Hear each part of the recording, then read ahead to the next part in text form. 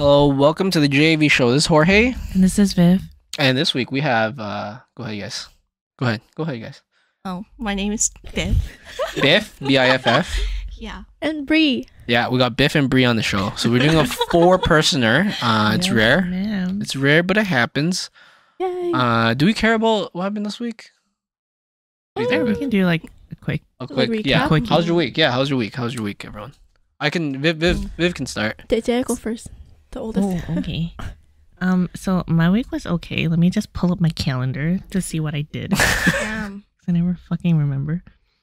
I went to watch Fast X. That movie is fucking ridiculous. It's no longer about racing cars, honestly. Dude, I want to watch that so bad. Like I would rate it a 7 out of 10 because yeah, it was entertaining because there was constantly shit happening, but honestly it was just pretty much Dom Toretto just trying to survive the whole time. It's not and about. it's no longer about racing. It's not. Yeah, like after you paid 9 movies already, you kind of have to go for the 10th, which is why I would go for Fast X. Dumb turtle. Family. Yeah. Oh, Yeah, but like they could have kept it close to the cars and everything, you know? Like there's True. always a chance. I'm pretty sure the people who produced the movie hear online what everyone else is saying, like, okay, you are abusing this fucking family word. Family. It's a superpower for them. literally, it's like Marvel. Oh, Yeah. there's a Watching chart. Marvel. They had a chart of how many times they said family. Family. And Yeah. Fast X had the most family in It's just Oh. slowly Yeah. increasing, yeah. Okay, so recently, sorry to poop on your story, but okay, recently I rewatched Maze Runner with Joyce. Oh, Maze Runner is so good. Yeah, but throughout the whole movie, I kept saying like, I want to see more maze, more running, more maze and more running. That's why it's called Maze Runner, right? So Oh, then yeah. when I think about Fast and Furious now, I was like, I want to hear family. I just want to hear about family and cars. That's all I want to hear about. But there's no nice cars. They just destroyed the fucking Porsche. Oh, it's his life. Yeah. What matters most is rest in peace, Family. Paul Walker. Oh. I mean, family's one thing, but rest No, in but you peace, Paul do Walker. see him in the beginning. Yeah, you do. But it's see- his And- brother. And rest in peace. yeah. I remember the day. The It was day it so happened. sad. I took him off my lock screen on that day. I Felt a cried. little weird. I cried pretty hard. But yeah. Yeah. And the day before that, I also went to the movies. I watched The Little Mermaid. That was actually shit acting. Like it made me think that I can become an actress if I really wanted to. If these people got casted on such a big production film like this, I can be an actress. Damn. Yeah. All I can hear now is you're being racist, Viv.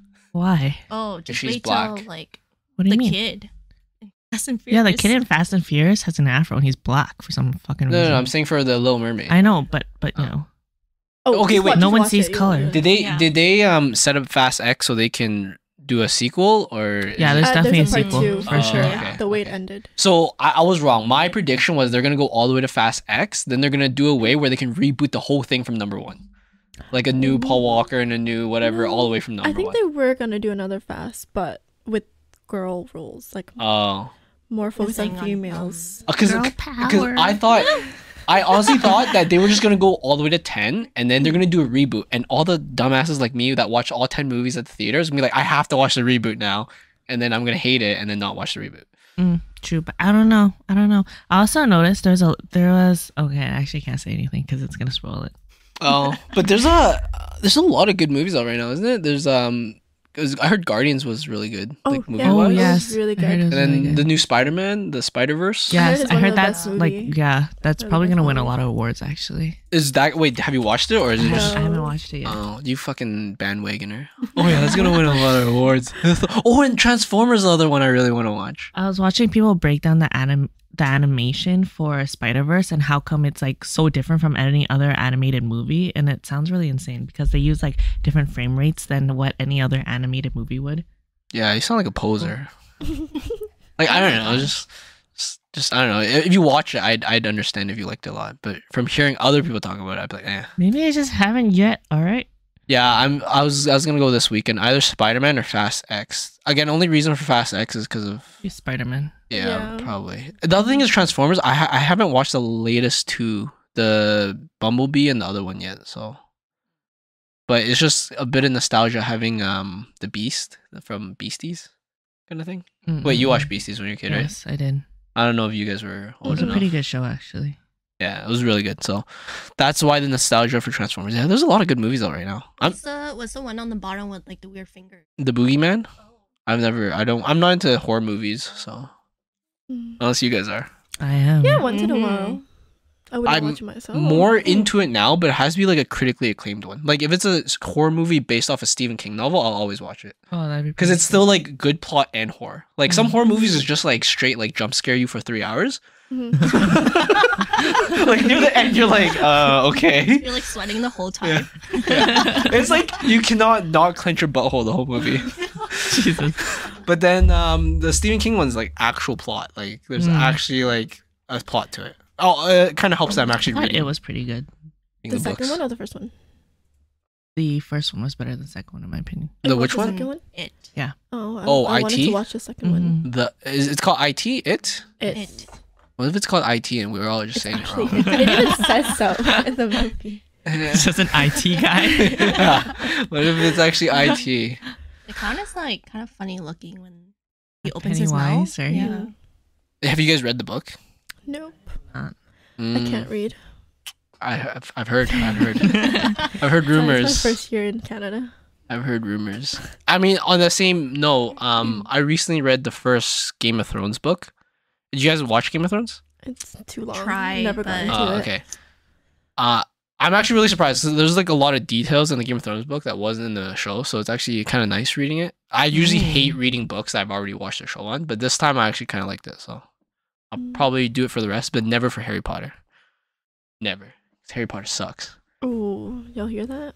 Yep. We generate a lot of controversy here. All right, Viv. What else happened in your week? I caught up with an old friend on Saturday, and it's about like a year in the making. Oh my god. Because I would hate to be your friend. Yeah, I suck shit at replying, and then she lives in the same city, and then she went to Vancouver and hung out with Noelle recently, and when they were hanging out, they kept messaging me and was just like, "Why the fuck have you not seen her in like a year?" I'm like, "Cause you know this shit doesn't work out." I mean, I feel like I have had a lot of friends that I still say like are my friends, but I haven't seen them in a long fucking time. Yeah, like I don't see my best friends like ever, pretty much. So, Mhm. but yeah, so I caught up with her. It was really nice. We went to eat at Marlowe because she wanted to try it. It was pretty good. We should go. Wow. Biff, Another did you hear taco that? place? Yeah. She went without us. Wow. Okay, Biff, let's go. Marlo Tacos. Is this the one you were Something talking on about the before, street. Viv?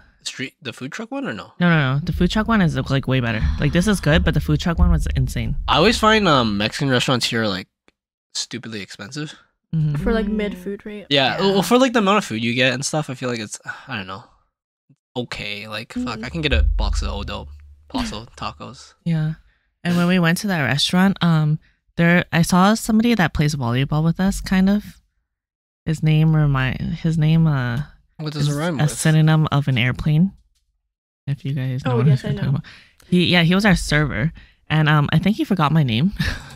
Oh, Because really? you know the way when people address you when they kind of forget your name? Yeah, he was acting that same way. And he thought that my friend was my mom. We sat down and I was like, hey. And he was like, oh, hi, long time no see. Are you here with your mom? And I'm like, what the fuck? Oh my god, I would have been so offended. if She I was heard she was so from mom. offended. Yeah. It's like the oh hey, when does it due? Yeah. Oh my I'm God. just fat. You know what's funny? I actually went to volleyball and I saw a friend, or like not a friend, but like an old acquaintance that we went to high school with. And I was like, oh my god, you look so different. Like I haven't seen you in so long. He's like, yeah, I got fat, so I look different. I'm like, no, that's not what I meant. But that came out and I was like, what do What do I you say? even say to that? Shaming him. No, I was like, oh, you look so different. Because like, you know, from high school till now, Yeah. like it's been so long.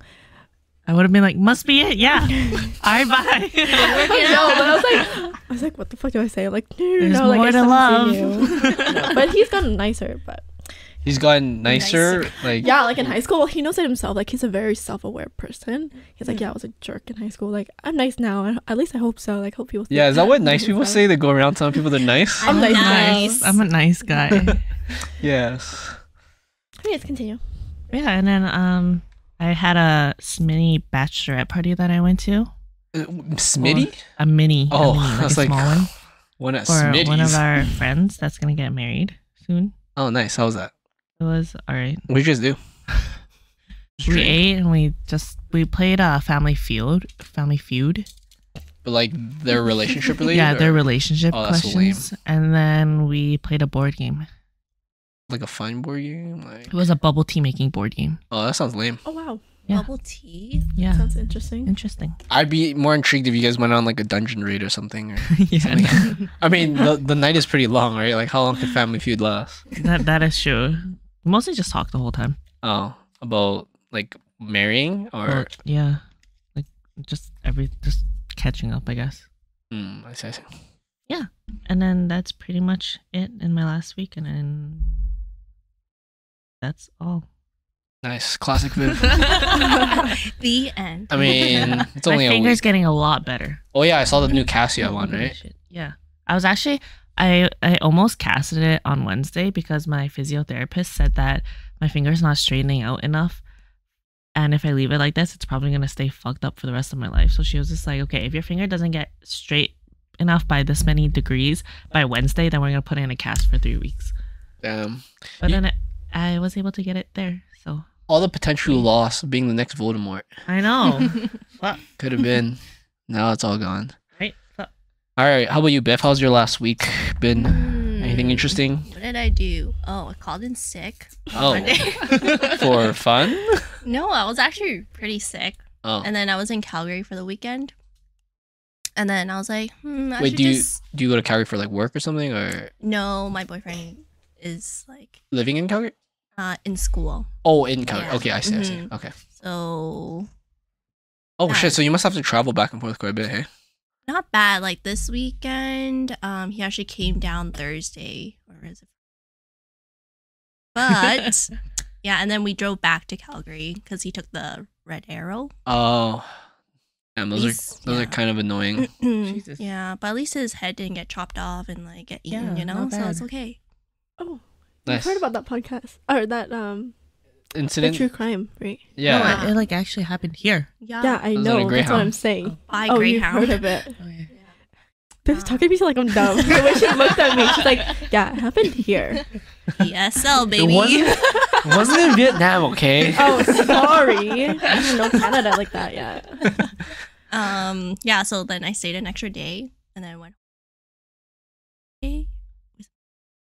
Monday. See, so Sorry. that's why you called him sick. Yeah. I see. It Well, all also, makes sense like, now. I don't want to go and then, like, wake up and then leave at 11 and then that's my weekend. Is it No. easy to like? Do you work from home or?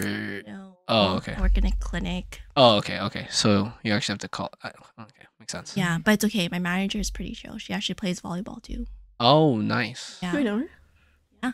Oh, really? Who is it? I don't think she listens, but Anna? Oh, I don't know. Yeah, I don't know. I don't know. There's like Oh, a okay. million Annas. All right, it's one of them. Nice. Yeah. All right, cool. And then that's it. Boring week. And Nice. then now I'm here. Exciting week now. All right. How about you, Bri? I know you're a long time listener, long time creeper, Am I? first time commenter. Let's see. Nothing too exciting. My dad just came back from BC, but I can't even see him because he's partying. So Damn. Wait, your dad sounds intense. What does he do? no, he usually does like constructions and stuff, but Oh. then he picked up a job with his friend in BC. So they went to Rupert Island and they started fishing and stuff to Oh, sell nice. because his friend has a boat. So he went away for a week, and then during that week I just hung out with my mom, so she's not lonely. And then we took her out to Brew and Bloom. Do you guys know? Yes. And then she liked it. Actually, the food was pretty decent. It's a little expensive. Like, okay, I think the biggest scam is ordering an avocado toast when you go out. Don't you order that all the Yeah, time? I did. Okay, I do.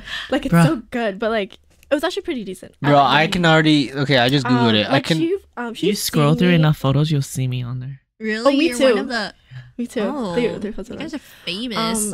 Wait, why are you on there? sorry, actually, no, I'm on Because Instagram. they did a menu rebrand and they asked me to be a model for it. Oh, I see. Oh, I remember you telling me that she did it with someone that's Oh. like, Yeah, You somebody that was pretended? very cringy. yeah. Um, Oh, sorry, I'm not on this, but their Instagram. She's seen me go there before, so she's always been wanting to go, but we never had the chance to. So with my dad gone, we took the chance to go because I don't think my dad would ever go here. But yeah, the food was surprisingly pretty good. Anyways, um, for what it is, because I feel like a lot of aesthetic places don't look or don't taste as good as they look. They Yeah. focus more. I have a on- theory. Oh, do you? Alvin says that if a place puts flowers on anything, it's shit already. So it's shit. Okay, well, have you tried their Viv?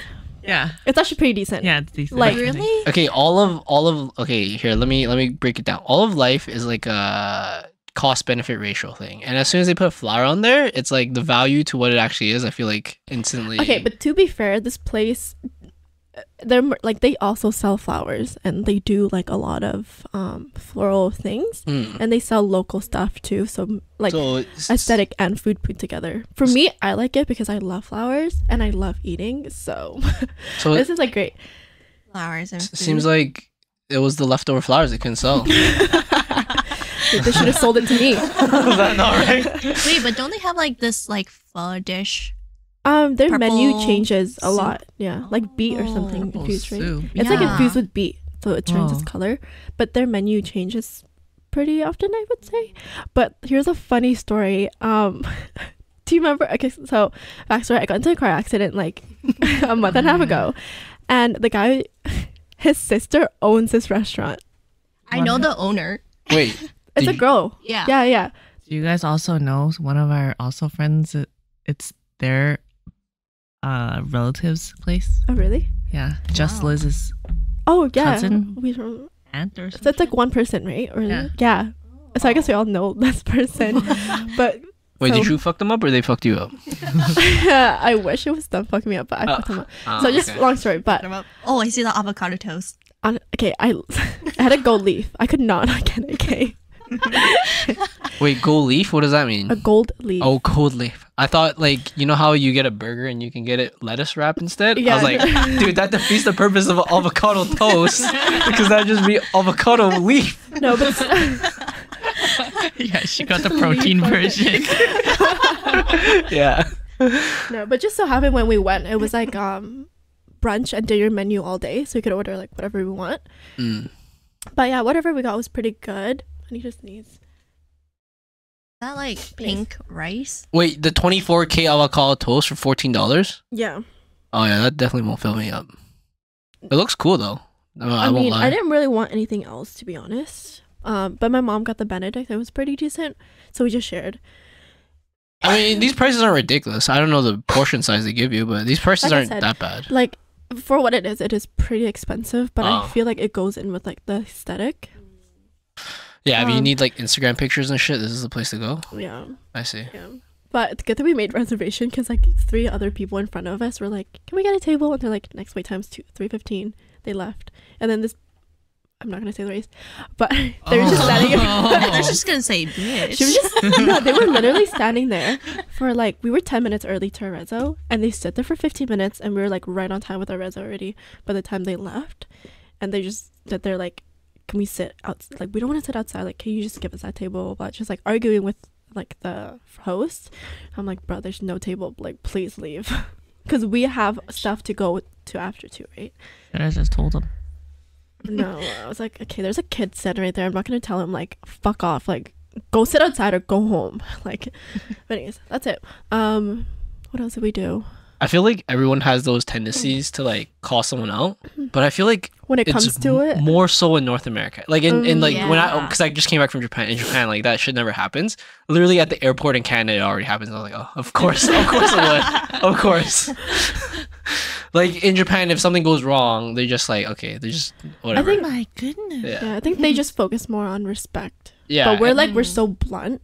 that well, it's, like, yeah, it's also we're very like they're very focused on like community and Mhm. like the group and stuff, and we're very a bit more selfish as a society here. So, yeah. but I mean, it's good and bad to both, right? Mhm. Like for them, it's sometimes bad being too community focused at times. Mhm. Like bullying. Community bullying. Like when if one person's bullied, no one will stand up for them because you'll stick yourself out of the Oh. community. Oh, I see. Yeah. I see. I love bullying as community. Yeah, it's great. Yeah, that's mostly the highlight. And then we went bowling with Biff when Oh Alton yeah, came I back. totally went- forgot. We went bowling. Oh, bowling, Um, nice. Not yeah. Bri is Yo, I'm a god. good. Whoa. Surprisingly. So we bet against the guys, And there was 3 guys. It was me and Biff, and we won. So we took like the total, and we got the, what is it called?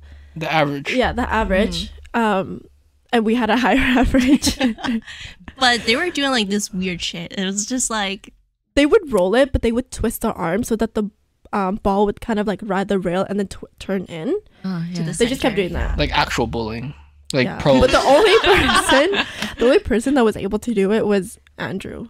that is true. Yeah. Like he did it pretty. Like he looked like he bowled, Yeah. and we just looked like amateurs, like throwing a ball down a lane. I feel like, I don't know, like 89% of the people that go to bowling lanes are just doing it like super casually. Yeah. Oh, Except the kid and- next to us. we saw a kid that was so good. Like he was sweating at the end. He Yeah. with his dad. Could you imagine like bowling was like volleyball to us, to these people though?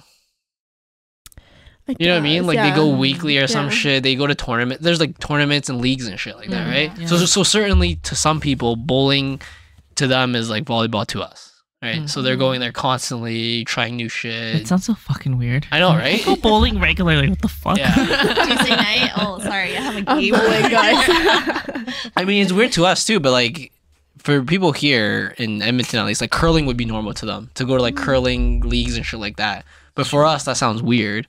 And then if I say like, oh, I go to like badminton tournaments, they'll sound weird to them, right? They think of badminton as a super casual, once in a while drop in sport thing, right? Mhm. And that to us, that's bowling, right? It's like casual once in a while with your friends. Anyways, that's my week. Nothing too exciting, but Cool. I was jet lagged this week, so yeah, just dying. Definitely out of shape all week, so trying to get that back to normal. but kudos to you for still going back to volleyball right after. I mean, I came back Yeah. Saturday night, and then it was Monday night, right? So I still had like Yeah. full 2 days ish, so it wasn't too bad. Work was kind of awful, so I pretty much worked from home most of the weeks. They were supposed to move my desk like before I came back from vacation. I came back and nothing was moved yet, so I was like, "Fuck you! I'm gonna work from home all week, and you guys can take your time moving my desk." Why were they moving your desk? They're just moving people around. There's like a new team coming in. They want to like consolidate the teams. Ooh. And then on Thursday, I was supposed to work from home, and then my boss called me at like 7:30, and she's like, luckily that day I couldn't sleep again because of jet lag, so it was just yesterday. So I started work earlier, and then I was working from home, and then she called me early, and she's like, "Hey, can you come to this conference?" I'm like, "Now?" She's like, "Yeah, it starts like now." I'm like, "Oh, okay." What the fuck? What was the conference? It was like this one company is just like a conference teaching engineers and other stuff about their products. So I ended up going, but like it was kind of shit because like Thursday I had a lot of shit to do and I had a lot of stuff to do. So I had to go to a conference and I finished at 3, and then I went back into the office and like finished a bunch of stuff before I left. And half the stuff still not done, but I'm just gonna leave it up to my boss because it's, I don't know. It's like I'm doing stuff for her to check and stuff like that, but I'm done my part, and I don't know if she can get the rest done in time. So I see. it is what it is. But yeah, and then I'll try to recuperate. And I'll probably be. I think my jet lag's pretty much almost up. I did take a pretty decent nap today, so we'll see. We'll see how I sleep tonight. But yeah, so this week we're gonna talk a little bit of gossiping, I guess. Fuck yeah. Tea. Yeah, a little bit of tea with some friendships and some gossips and stuff. Yeah, so I guess Viv texted me yesterday. She's like, "Yeah, we're gonna bring 2 friends on, and we're gonna talk about stuff, and then about friendship and stuff." So we'll Yes, sir. stir the pot, my friends. So first thing, I'll just ask around the table, and then we'll get the conversation started. How does your friendship differ from your early to late 20s? I myself am still in my mid 20s. Are you actually? No, I'm young, but anyways. I was just gonna say, oh, you're old. No. But yeah, so the question is, how does it differ from early late 20s? I actually don't know, because I feel like a lot of people with Asian background in North America, in the early 20s, I'm in university. So it's like all university friends. Like I didn't meet anyone outside of school during like my early 20s. It was just like not possible. You're like in school 12 hours a day at least, right? Like from classes and homework and all that stuff. But sometimes it was very transactional, those friendships. It was like, oh, we have a class together. That's why I'm like meeting this person and hang out with them. And then if you guys don't hang out outside of the class, and it's like I have a whole terminology set list for that. So like when you first meet someone and you like kind of chat with them and you like talking to them, they're now your acquaintance, right? And then when you do any work with them, they become your colleague. And then only when you hang out with them outside of that work or mandatory visiting session, then now you've become something beyond colleague, which may be a friend or maybe like a lower tier of a friend, right? And then when you hang out with them a bit more consistently, then they become a higher tier of friend or an actual friend, right? So I don't know. It felt like in university there was like a core group of people that I always hung out with, which is my friends. But then there's a lot of acquaintances where it felt more transactional. Like, you know, we have the same class together, and then we have to do homework together, and that's why we always hang out. Or not hang out, but like do these things together. And then outside of that, we don't really do much. And then over a course of like 2 semesters, if we don't have any more classes together or we don't hang out, we just kind of fizzle away. Yeah. That's how it felt like in my early 20s. I don't know what you guys. I'm still in my early 20s. BB. But I don't know. I think in my early 20s, I was already working. And then that clinic, we just really formed like a family. Like family. Like we would hang out outside. Like racing cars together and saving the world. Exactly, you know? Yeah. Basically. But yeah, now we're like so close. Like, oh, that's cool. like we would hang out with our like significant others and as a group, and then once in a while we'll just like party at someone's house. No. But now it's like a little different, maybe. I mean, now for me, from early to later, it feels like it's harder to meet new people. But the friendships are more solidified now. It's like hard to meet new people, but the people you know and trust is a lot more reliable. So like back then in my early 20s, if I say, oh, hey, can someone help me with this? Like it's almost like a 50-50 chance. Like, yeah, if they don't have exam, they'll help me out with it. Or if, you know, something's not in the way, they'll help me out with it. But if I actually ask someone who's my actual friend, like, will you help me with this? It's like a 90 to 100% chance that they'll actually help me out. And it's like more reliable and more dependable. Do you have like best friends in your 20s? Yeah, Like I mean, early 20s, they're still the same ones now. So. And you felt like you're going to do the same thing at that time with them? What do you mean? Yeah, I mean, they were more reliable than the other friends, but it was still, I felt like less. I felt like we were more kids. Like if you asked me, hey, do you want to go hang out on Friday? And it's Monday, and I'll be like, maybe.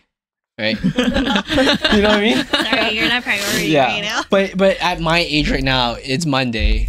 Like my whole week's full of work, and you say, hey, you want to hang out Friday? It's either gonna be a yes or no. It's no more of a maybe. If that makes sense. But back then it was like, hey, you want to hang out Friday? I'm like, yeah, maybe.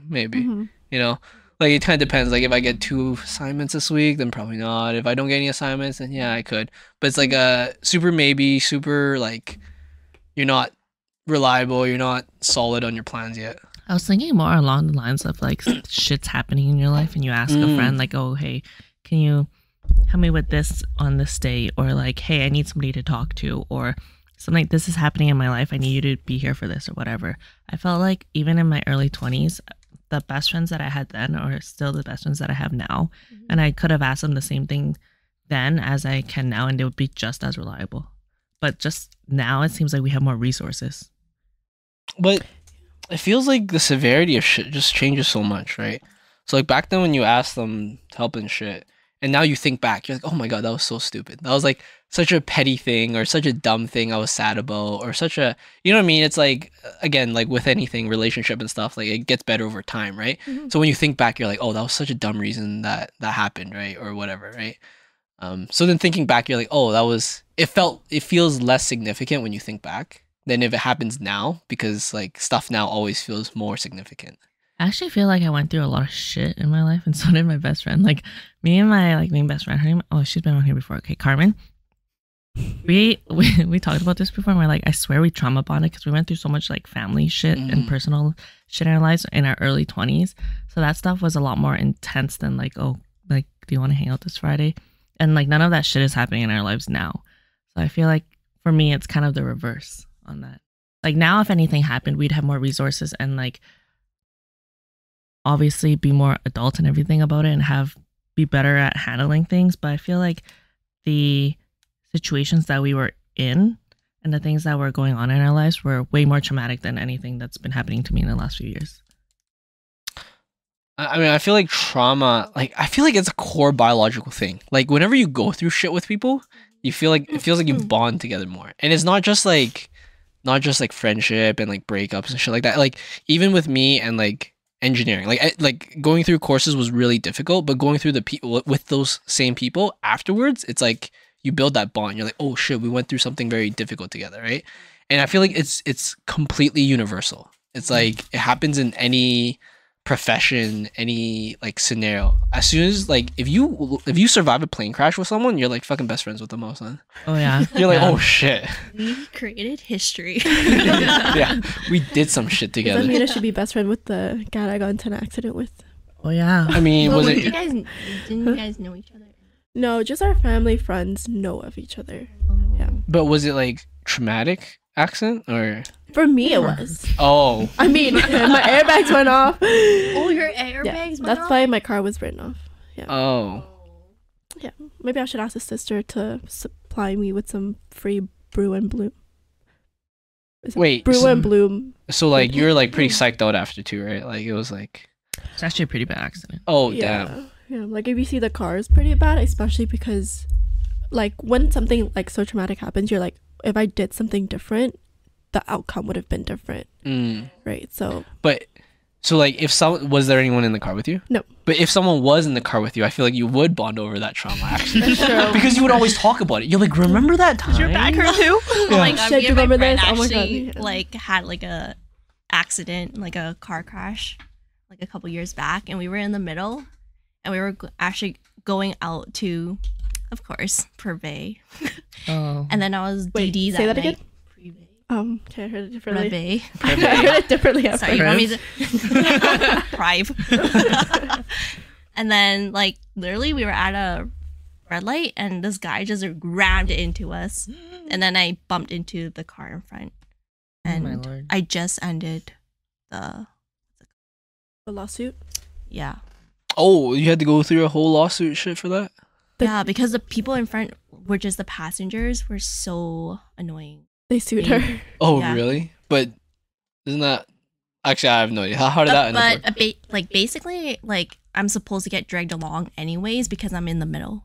Because it's the guy at the back Yeah, yeah, that yeah. got bumped me and then them. Yeah, yeah. Like it almost doesn't matter how much distance you have. If they bump with enough force, you're always gonna Yeah, hit the person. like right? his Yeah. airbag went off too. Holy shit. Yeah. And Oh. then he came up to the window and then his eyes were like teary. I was like, oh man, this Oh, poor guy. He's on drugs. Oh fuck. Why is that the first thing you think of? I mean, yeah. Yeah. Yeah. Damn, that sucks. Yeah. I mean, I could see the similar thing where I guess Viv also, I'm not sure about Bond, but like one of the earliest moments with my current girlfriend was a car accident too, right? Like Yeah. where someone T-boned us. We were just going through a green light and someone ran a red Oh, and shit. T-boned us. But yeah, it was pretty intense. But yeah, it's a fond memory. You kind of bond over that trauma a bit. You It like depends. you like talk about it a bit. But it's kind of funny when you look back because my friend, she actually got a scratch on her eye for some reason and I had nothing. Yeah. And she was a passenger and she's like, why aren't you hurt? And then I was like, I don't know why. I've definitely been in a car accident with a like in a past relationship too, and I came out with fucking a concussion and a fractured rib, and the fucking other guy was fine. Oh. And it was on my birthday too. Oh, happy birthday on that day. Here's your birthday gift, by the way. Yeah. Some trauma. Yeah. And memory. You know, some people like anal. I'm surprised people like trauma bond like that. Like, I know someone that had a really bad accident on, I think, like New Year's Eve or something. And so they were obviously young. I think they're only like 18. They had a house party. And then someone who was already drinking and was pretty drunk got into the driver's seat and decided to drive more than the capacity of the car could hold home. I think there was maybe 6 or 7 people in the car in like a small sedan. And so there's like people laying on someone's lap, someone's like sitting like on someone's lap and stuff. And he drove into parked cars, like oh my god. going 100 in the neighborhood. And luckily no casualties. No casualties, but obviously everyone got hurt like pretty badly. I think someone had to get like I think surgery along their spine because 2 of their discs exploded. Oh, Gosh. fuck. And they're And- still alive? They're still alive, thankfully, but they forgave him. And he was never sued or anything, I don't think. But I think that's like, I don't think I could trauma bond with someone like that, you know, to like, you know, you're drunk and you got into the car driving people home. Yeah, not him, but I trauma bond the other 5 people. Oh, that's true. It's like, oh my God. I think they're all fine now, but I think my I was mom warned me about your friends. She warned me about hanging out with people like that. yeah. Like, I never knew about it. Like, well, I was never close with them, but Oh, I I would see. always see them at like parties and I stuff. see. But then I heard about that while I was like at home because my friend's like, oh my God, like, what are you doing? Like, we need to go to the hospital. I'm like, what the fuck Oh yeah, happened? my mom definitely warned me about those people. And I almost was actually going to that party and he was supposed to be my ride. And so I was like, oh, I'm Yeah. feeling pretty tired after work. Like, I think I should stay home and, you know, just chill. Yeah. That's why I'm usually my own DD because I don't trust anyone but myself. Mhm. But yeah, that's crazy. But I do think that trauma bonding is definitely a thing to a certain limit though. Mhm. Like a certain Yeah. amount of trauma is like a no go. Yeah. It's like I think it becomes funny at a certain point. it's just Like, a you look back thing into you it. look back. But also I think the duration of the trauma matters too. So like a car accident, yeah, you may or may not trauma bond. You definitely look back and you always talk about. You're like, oh yeah, remember that time? You know, we got fucked up and shit. But then We almost died. But there's other types of trauma bond where it's like if you go through a really long duration with someone, like for example, the one thing I can say, it's not trauma, but like going through engineering school or like if someone went through some type of training with other people that's very difficult, then the Mhm. bond gets even stronger, I feel like, right? Mhm. I think so too. Like for example, if you were to open a restaurant with someone and it was the first couple years was really tough and you guys like toughed it out and then it became successful, those two people probably bonded very very well those couple years, right? Mm. Just because it's not just the severity but the duration too, right? Going through something that's very difficult, it's like a badge of honor. You like instantly gain something that you both share that's like, oh shit, like we actually did something that actually matters. Like I didn't just like sit and play video games, I actually did something, right? Mhm. Mhm. Or like going through, like, let's say you and your friend go through like really hard times together. I mean, Mhm. that's also a good trauma bond. Like, Do we you- could have ended a friendship, but you know, you choose to be like grown-ups and like work it out. Oh yeah, that's true. Do you think the reverse could be true? Like going through very good times with very specific people, I think is probably good too. But Mm-hmm. I don't know, it's different. Like there's like specific fond memories I always think back to. But I don't know. Maybe I'm more like my mental is more about like, oh yeah, if it's like difficult, I feel more bonded to it. Yeah, I feel like if it was difficult and then it became really good, like what you said with school, you guys Mm-hmm. struggled together and then you guys both graduated together and celebrated that part. I feel like that would create a deeper bond than if you just had an amazing trip with somebody. Like you would Yeah. still bond over the memories you had, but then I feel like that wouldn't be as deep. Mm-hmm. I think it goes back to trust. Because if you go through something hard with someone, you can trust them now. Because it's like, oh shit, like you actually have my back, right? But if we're both at Disneyland, it's just like whatever, right? Like, Yeah. like it's just like with the ride. oh yeah. our friendship didn't get deeper when we went to Disneyland? I mean, we did go on all the rides together. It was that one ride, the one ride at Knott's Hang Berry time? Farm. Yeah. Yeah, that was a bonding one for sure. But yeah, like you know what I mean. It's like I think going through something difficult probably is more impactful because it's like, oh shit, like I was in a very vulnerable state and you had my back, kind of thing. Mm-hmm. Mhm. Which is pretty cool. I mean, it's tough too because I feel like relationships later. Actually, I'm not sure. So like at my age right now, I feel like I'm less in vulnerable situations. So you're Yeah. less likely to be in those scenarios where you can have that like very intense bonding. Mhm. And usually if you do, you're like with a significant other or your family or someone you're already close with. Whereas like making this new friendship now, I don't know. I feel it's tough. I feel like when I get older, it's harder to make friends and shit. I don't know about you guys. Like Viv, probably doesn't have a hard time making friends. I think. I don't know. I thought I would have a hard time making friends after like getting out of high school. Oh yeah. Because Yeah. like, you know, once you're out of school, if it's not friends at jobs, like how else do you find friends if If not you don't- for hobbies, right? Yeah, if you don't have a mandatory setting where you have to meet people, Mhm. at least for me, I feel like it'd be tough because Yeah. like there's no reason for me to go there and meet these people. Yeah. Or just go on Tinder, you know, finding a friend. Just friends. You know, that's it. just friends. Trying to seen fuck that. you and you're like, what the fuck? I said friends only. No, Yeah. there is people do that. I don't know if it's on Hinge. Is it Hinge? where they Yeah, have when you prompts? move to like somewhere new. Yeah, people And like then- literally just make friends on Hinge where you like set. Is it Hinge where you set prompts? So I think it's smart. I don't know. I think it's kind of cool. You can like make friends. Like a lot of people apparently find friends on Hinge. It depends on the mood of the conversation. Like I was on Tinder for quite a while before I met my girlfriend on Bumble, but yeah, it just depends. Like you can already tell. I feel like after talking for like 5 minutes, like, hey, does this person just want to fuck, or does this person just actually want to hang out? But most of them don't actually become like friends. yeah. Mhm. I really just wanted to be like really good pals. Yeah, it's a pretty Hop low. off my dick, bitch. What did you say? Did you literally just friend zone me while you're on top of me? Oh my god.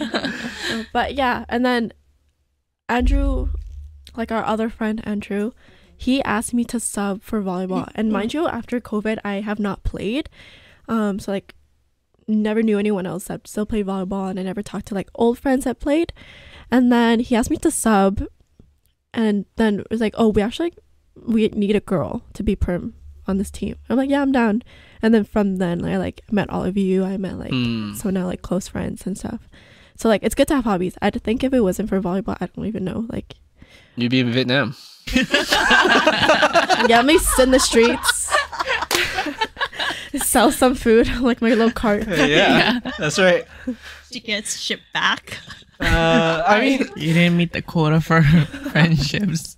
okay. So the one thing I'm kind of jealous about is like, not jealous, but like, I feel like if you're a girl and you can play volleyball, you're like a super valuable asset on like every volleyball team. Also, you're like if you're like a setter. Yeah, if or you're a a girl, setter or a you're right like side. key. Yeah. If you don't take power, also, if you're That ain't me. okay, I'm not, I have one skill, guys, and it's also mediocre. guys. I'm not gonna lie. People are gonna agree with me. If you're a girl and you can actually play middle, you're the most valuable girl. Oh yeah, 100%. Yeah. Okay, You're the most valuable girl. not to be racist, but the only girls I've ever seen play middle is white girls. Oh Because yeah. they're fucking tall. I think you just need to work on your bird, honestly. Shut the fuck up. You have the same bird as me and you're I taller know, than but me. I'm not dissing you specifically. I'm saying Hey, it people sounds like in it. If you're looking general. this way. I mean, yeah, I don't know. I think there's something with the girl anatomy that makes it harder for girls to jump higher, right? It's just true. It's just why women's height in VNL and Olympics shit is just lower, right? There's just some physical limitation. We should like try for. We like stacked our phones, and you have to jump past like 1 or 2 phones. Yeah. I mean, all the That's guys can height. for sure clear 2 or 3 phones because I think 2 phones is at least a foot long. Like stacking Like it this stacked up, way. yeah. Oh, okay. Yeah. And Yeah. Yeah. They're like around 6 inches. I think, I don't know. I think guys like jumping half our body height is usually pretty normal. Fucking show off. Is it? Like that's just like what, 2 or 3 feet, Like if right? you do box jumps, yeah, I think it's pretty. Like 2 or 3 feet's not that high. Like that's like I thought it was high for me. 2 Subway sandwiches. Let's see you jump. Let me put a Subway sandwich on you. Yeah, I mean, I think my vert's at least 24 inches. At least, I would say it's more, like much Really? more than that. I think yeah. Austin said his was, what was it? Like around the 23. 7? No. Oh. But vert's, No. Like low but- 20s. but he's tall too, right? So it's like max True. height is different than vert, right? Vert is comparison from standing, right? Standing, so, yeah. So I But think. I always thought Biff jumped higher than I did. Oh no way! Until Yeah, we did a I don't test. jump high at all. Until Really we the did a same. test, right? She jumps the same height as me and I'm shorter than Yeah, there's no shot. I mean, no offense to it, but I just No, it's okay. I can't jump. I know. But she can block better than I can. Don't say that. Okay, I mean, I'm probably gonna get some hate for this, but I feel like when Hurting my girls feelings. block when we play co-ed, it's because the guy's actually spiking down. Oh, Actually, makes sense. Yeah. Sydney can block. Mm. Because see if they block. do like a spike like to the deep corner, I feel like they can't reach those ones. Yeah. But if Makes they're sense, actually yeah. going down, then the girl actually. Because I've been like this last season, I've been blocked so many times when the girl's blocking like this, but I'm actually hitting down, so it actually goes off her hands. So it's like, Oh no! fuck. Like I Block over haven't the like net. soft blocked. Oh Yeah. yeah. Those are I think those are just all soft blocks, right? Yeah. When you're like actually just standing. Oh yeah, I guess so. Then you're not actually even over the net. It's just because they're No, hitting I'm- it down. Yeah, like they're actually hitting over it Yeah. down. Like I can like Penny. So Do you know who Hazel is? yes. She blocked, well, at least like got a touch on Jorje's hit. Oh shit. And then her arm bruised, like a big ass bruise, because his hit is so hard. But she was able to like block it. But obviously it didn't like go into anything. But I think that's one of like the most impressive girl block I can see. I feel like, I don't know. I feel like if you're a girl and you're standing kind of near the net and you angled your block this way, but without going over the net, and the guy actually hit it down, it would probably go. I feel like those don't count as blocks. You're just defending. You're just blocking your face. Honestly, You're just saving you're just yourself. protecting your face. I mean, it works if you get a good off that. It's pretty good. I don't know. But yeah. Anyways, going back to we just like derailed. yeah, derailed-ish. So okay, when I was talking about like the whole in the 20s, there's a lot of transactional friendships. I guess to me that would kind of be like a fake friendship, right? Because I feel like it doesn't go to the point of friendship. Like, at what point do you guys call it friends? So, for example, if I had someone that I had a class with back in university, I haven't seen them in 4 or 5 years, and I see them again. The difference for me is if I say hi, we're friends. If I don't say hi, we were only acquaintances or colleagues at best. Oh, really? Yeah. I just say hi if like I know them and just being friendly. I wouldn't classify like, oh, if I don't, just because I'm not close to you, I wouldn't say hi. But like, if you, so I only met this person because of a class, and if I haven't seen them in X amount of years, like that's my breaking point. It's like if I only kind of briefly hung out with you and briefly talked to you, and then we haven't seen each other for like say 4 or 5 years, and then we see each other like say like at the bus stop or like at like Walmart or something, and I don't say hi and you don't say hi, it's like, okay, we're like maybe sub acquaintances now. We're like a third person friend, you know what I mean? It's like I know of this person at that point. That's my like, that's how I differentiate between my 3 categories. Let's say like people I know of, acquaintances and colleagues, and friends. At that point, you're like not even in the middle sector anymore. Like if I say hi to you, you're at least in the middle sector. Maybe you're not, again, in my standards, my friend. We may just like be acquaintances or colleagues. But if we don't even say hi to each other at random outings, we're not even at the acquaintance level now. Oh yeah, for sure. And for me, it happens to a lot of people. Like I just know of people, but I just like don't really. Are you the type to like say hi first, or are you gonna wait to see how they would react to seeing you? I mean, so I don't know if you guys have this, but you have like relationship where it's one side, where one person thinks you're a really close friend and the other person thinks like, we're just, you know, we're just friends, right? So it depends on what side of that relationship I'm at, right? So it's like if I thought we were really close friends, then I'll try to stay high. But if not, and I thought this was like a lot of time has passed and stuff, and we're kind of like a know of thing, then I'd be like, I don't know. I probably wouldn't go of my way. But say we come into a scenario where we both have to take the safety course again or something like that, and I saw them way back when, I'm like, hey, do you remember me from this class or whatever? And then that will restart the whole acquaintanceship, right? But at that point, it would be like, no, like that's not my friend anymore, or that's not my acquaintance even. But that's how I classify. I don't know how you guys kind of think of that stuff. Everyone's friends.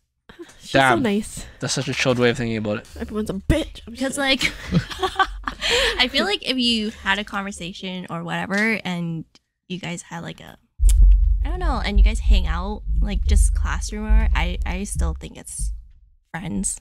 I would put that as acquaintances. Friends is like, let's say I've gone out with them outside of like the setting that I've met them in. I think that would be a friend. Yeah, like for me right now, for example, okay, I'll make it slightly uncomfortable. Like for me right now, I know what you're gonna fucking say. yeah, Viv is a really close friend, and then Bri's a friend because we hung out outside of volleyball and stuff, and then Biff is more of like an acquaintance, right? But that's how like I would treat it right now, because like I never really hang out with Biff. I see her all the time at volleyball, and then now she's doing the podcast, so maybe we'll get closer as a relationship. But right now, that's how I would classify the 3, right? Yeah. And then if, for example, I never see Biff again for the next 5 years, and all of a sudden we were to like meet, and if I don't have to say hi, like we're in a crowded place, I'd be like, okay, well, I'm just gonna do my thing. Like, hello? She's gonna go home and she's like, babe, you never fucking believe what happened. Like, I've been such a fucking whore. No, I would believe it. I'd be like, oh, that's Alvin for you. I mean, it's just like, yeah. I mean, so if you guys heard the podcast before, and you didn't, I'll kind of repeat it. I treat it like a bank system where it's like the more hanging out and stuff we do, the bigger our account gets. The bigger our account gets, even over time, it still stays with inflation, let's say. Mm-hmm. But if our account's really small, with inflation, it becomes nothing, right? Mhm. Like that money just stays at that, and that $1 is not worth as much later on, right? Mhm. That's how I treat that's how I think of a lot of friendships. So, for example, me and Viv, we have a lot of transactions. You know, we hang out a lot. There's a lot of deposits from both sides, and then our bank account's really big. So, 10 years from now, if I saw Viv, I'd still say hi. We still hang out and we still catch up, right? Mine is like 1 cent. I mean, the more time, it adds up over time, right? So, but yeah, that's how I kind of treat it. But like, Or but then that's like completely different from a fake friend. Like a fake friend is, I feel like, a completely transactional shit. It's like not my boss, but like one of my managers, for example, would be like a fake relationship. It's like, I don't really fucking like you. Oh God. But I need you. I need you to not hate me. that's like my other job. I was like, everyone hates the boss. Everyone's a team, but we're just like, hi. Yeah. Do you have Yeah. days off. So that's so okay. So I kind of explained the varying degrees of friendship. I think we all kind of agree. There's like varying degrees of it. We might classify it as different, but there is something like a fake friendship, and I feel like that's exactly one example of it. Is literally like, okay, I don't like you at all as a human being right now, but I cannot not like you. That's really interesting. I don't think I stick around in many situations where I have to like kiss ass or be around someone I genuinely don't like. Like even I if I wouldn't say kiss ass. Yeah, it's Like- just It's like kind of or like you have to be yeah. civil around them. Or yeah, yeah. like let's say all of us. Let's say I don't like Biff, but Hey, whoa, bro. Why am I getting attacked on this? I mean, you can use me as an example. okay, It's Alvin. fine. Okay, I'm just gonna say cry I don't on my like- way home. no, I'm gonna use you. Okay, yeah, use me. Yeah. Let's say just for girl drama, Let's say You're I don't walking like home, man. Biff. Okay, it's a safe neighborhood, anyways. Okay, yeah. It's Bri though. Bri is the one with the gun. Yes. You're right. It's a safe neighborhood when I have the Pin them, biggest guys. guns. You know what makes it safe? When my gun's the biggest. No, anyways, it's like it's not like, what did you say? I thought it was. Fake friendship. No, it's like The kiss let's ass. say It's yeah, not kiss ass. It's not kiss ass. It's like, let's say I don't like Biff, or like we just had something that like I don't like her morals or something like that, but I'm still good friends with you, but you're also good friends with her, let's say, and then we have to do something together, like a podcast, someone's birthday. I just have to put up with her in sake of you, kind of like that situation. Wait, would you can classify see as a that. fake friend? Kind of like Oh, okay. wouldn't fake friend to her, like I wouldn't like straight up beef her in Like front of you, frenemies. yeah. Yeah, but I would be like civil, like, hey, like, oh, like, are you drinking anything? Like, how are you doing? Blah, blah, like that. But nothing like, what the fuck are you doing here? I would say that to someone, but I can see that, but like for me, I think with anyone, if I don't like them a little bit or if I have issues with them, I'm pretty sure I'd let them know or they can tell clearly. Like I wouldn't even fake being like hi or It's- like be civil or whatever. I'd be like, I don't need to talk to you to fake any of this shit. Like there's no reason to. but sometimes For it's me in sake personally. of your friend. Like, Like you even- don't want to even so. cause drama. Even so, like my one example right now would be your pal or like your guys' pal, which is my ex pal. Like I don't even care to like fake anything. If we were in the same room, I wouldn't be like, oh, I have to be civil or nice for no reason. Like I don't have to fucking talk to you. You don't have to like. Would you Yeah. say that depends on the history? Like, like someone that I also don't like, but I have to put up with that person because all of our friends are kind of like in touch with that person.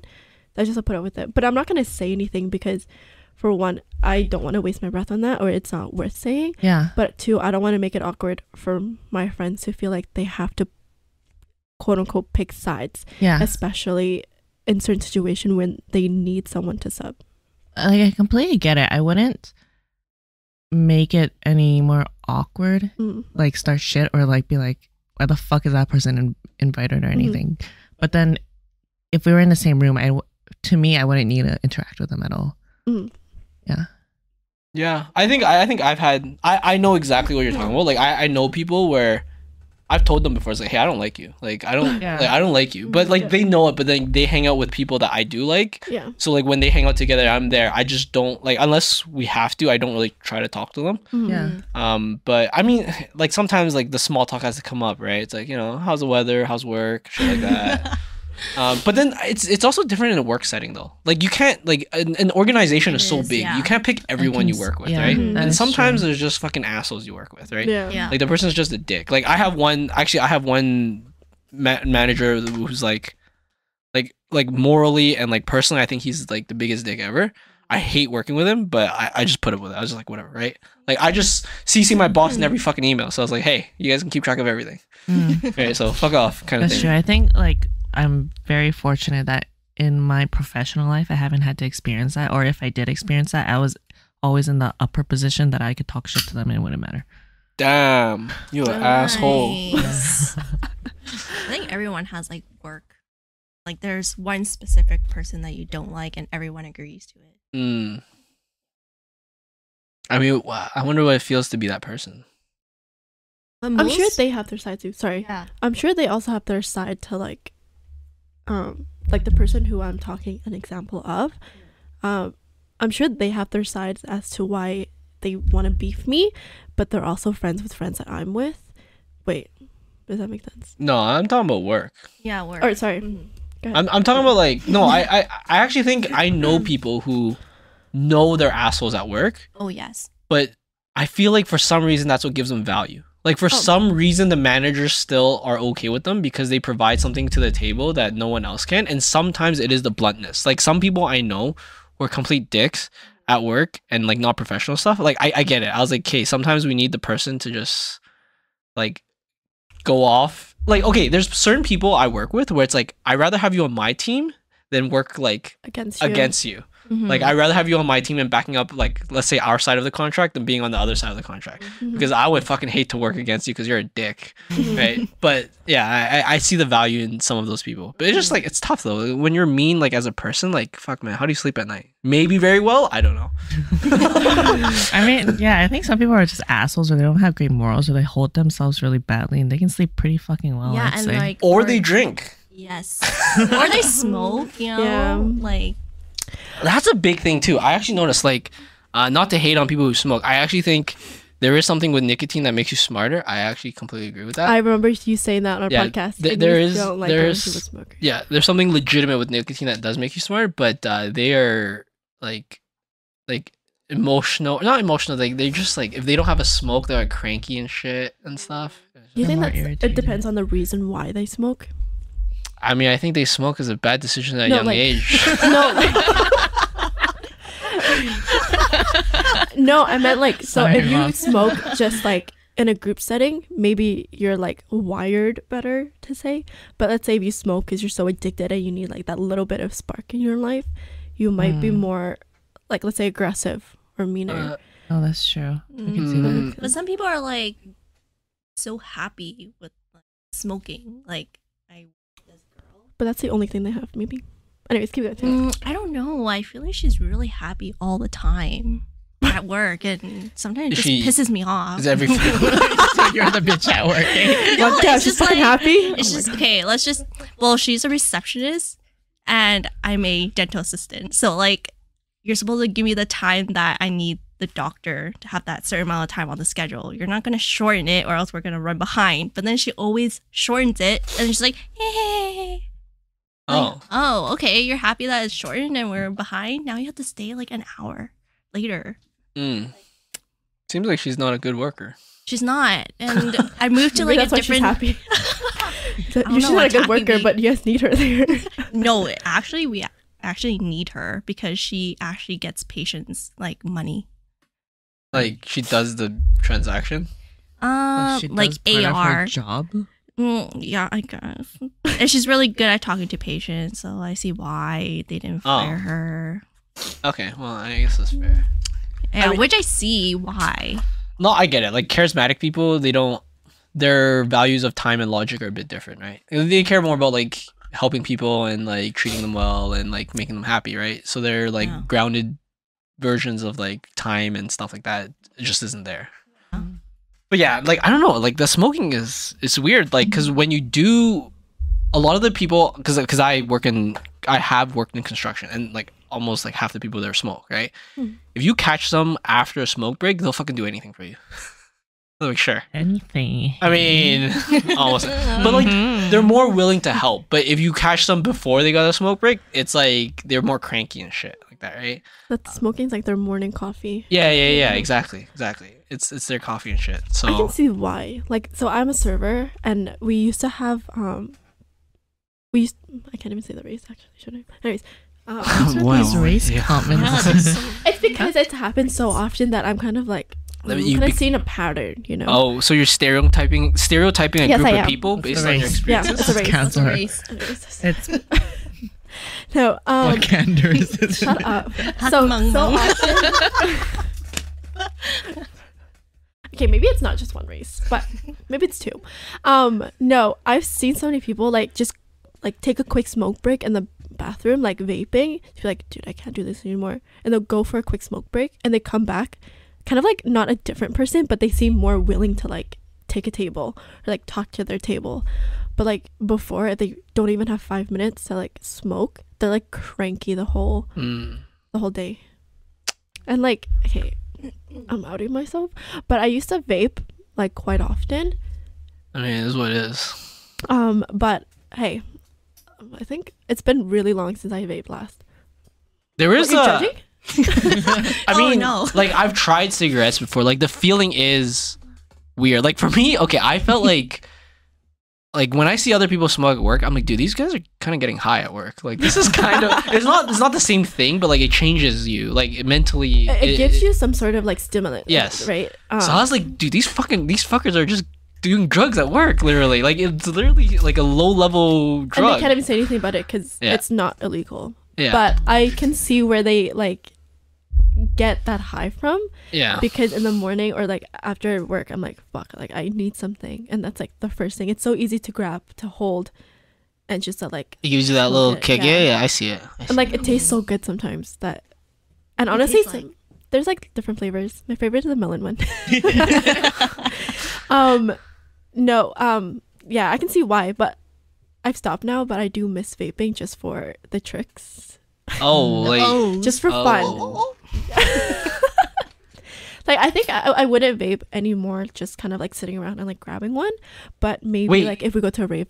Could you do it without the drugs, but with the is it just steam? Oh yes, you can. There is You just- ones that are nicotine free, and it's Oh. just a smoke. It's literally just steam Why and don't you flavor. do that then Yeah. if you missed the tricks and everything? Hmm? Why don't you do that then if you missed? Because I'm scared. Like, oh, I kind of want to try nicotine again. Oh, like the habit. And Yeah, everything? Okay. yeah. Why just go in winter more? Bruh. It's shower when it's steaming. I love this life. I love winter. Like you can like it's very small to me, but I think once you kind of start vaping, you can feel Yeah. happier. Like at a rave, I don't personally take drugs anymore. Well, like weed, but not anything else. Mm. And like to kind of prolong. What a saint.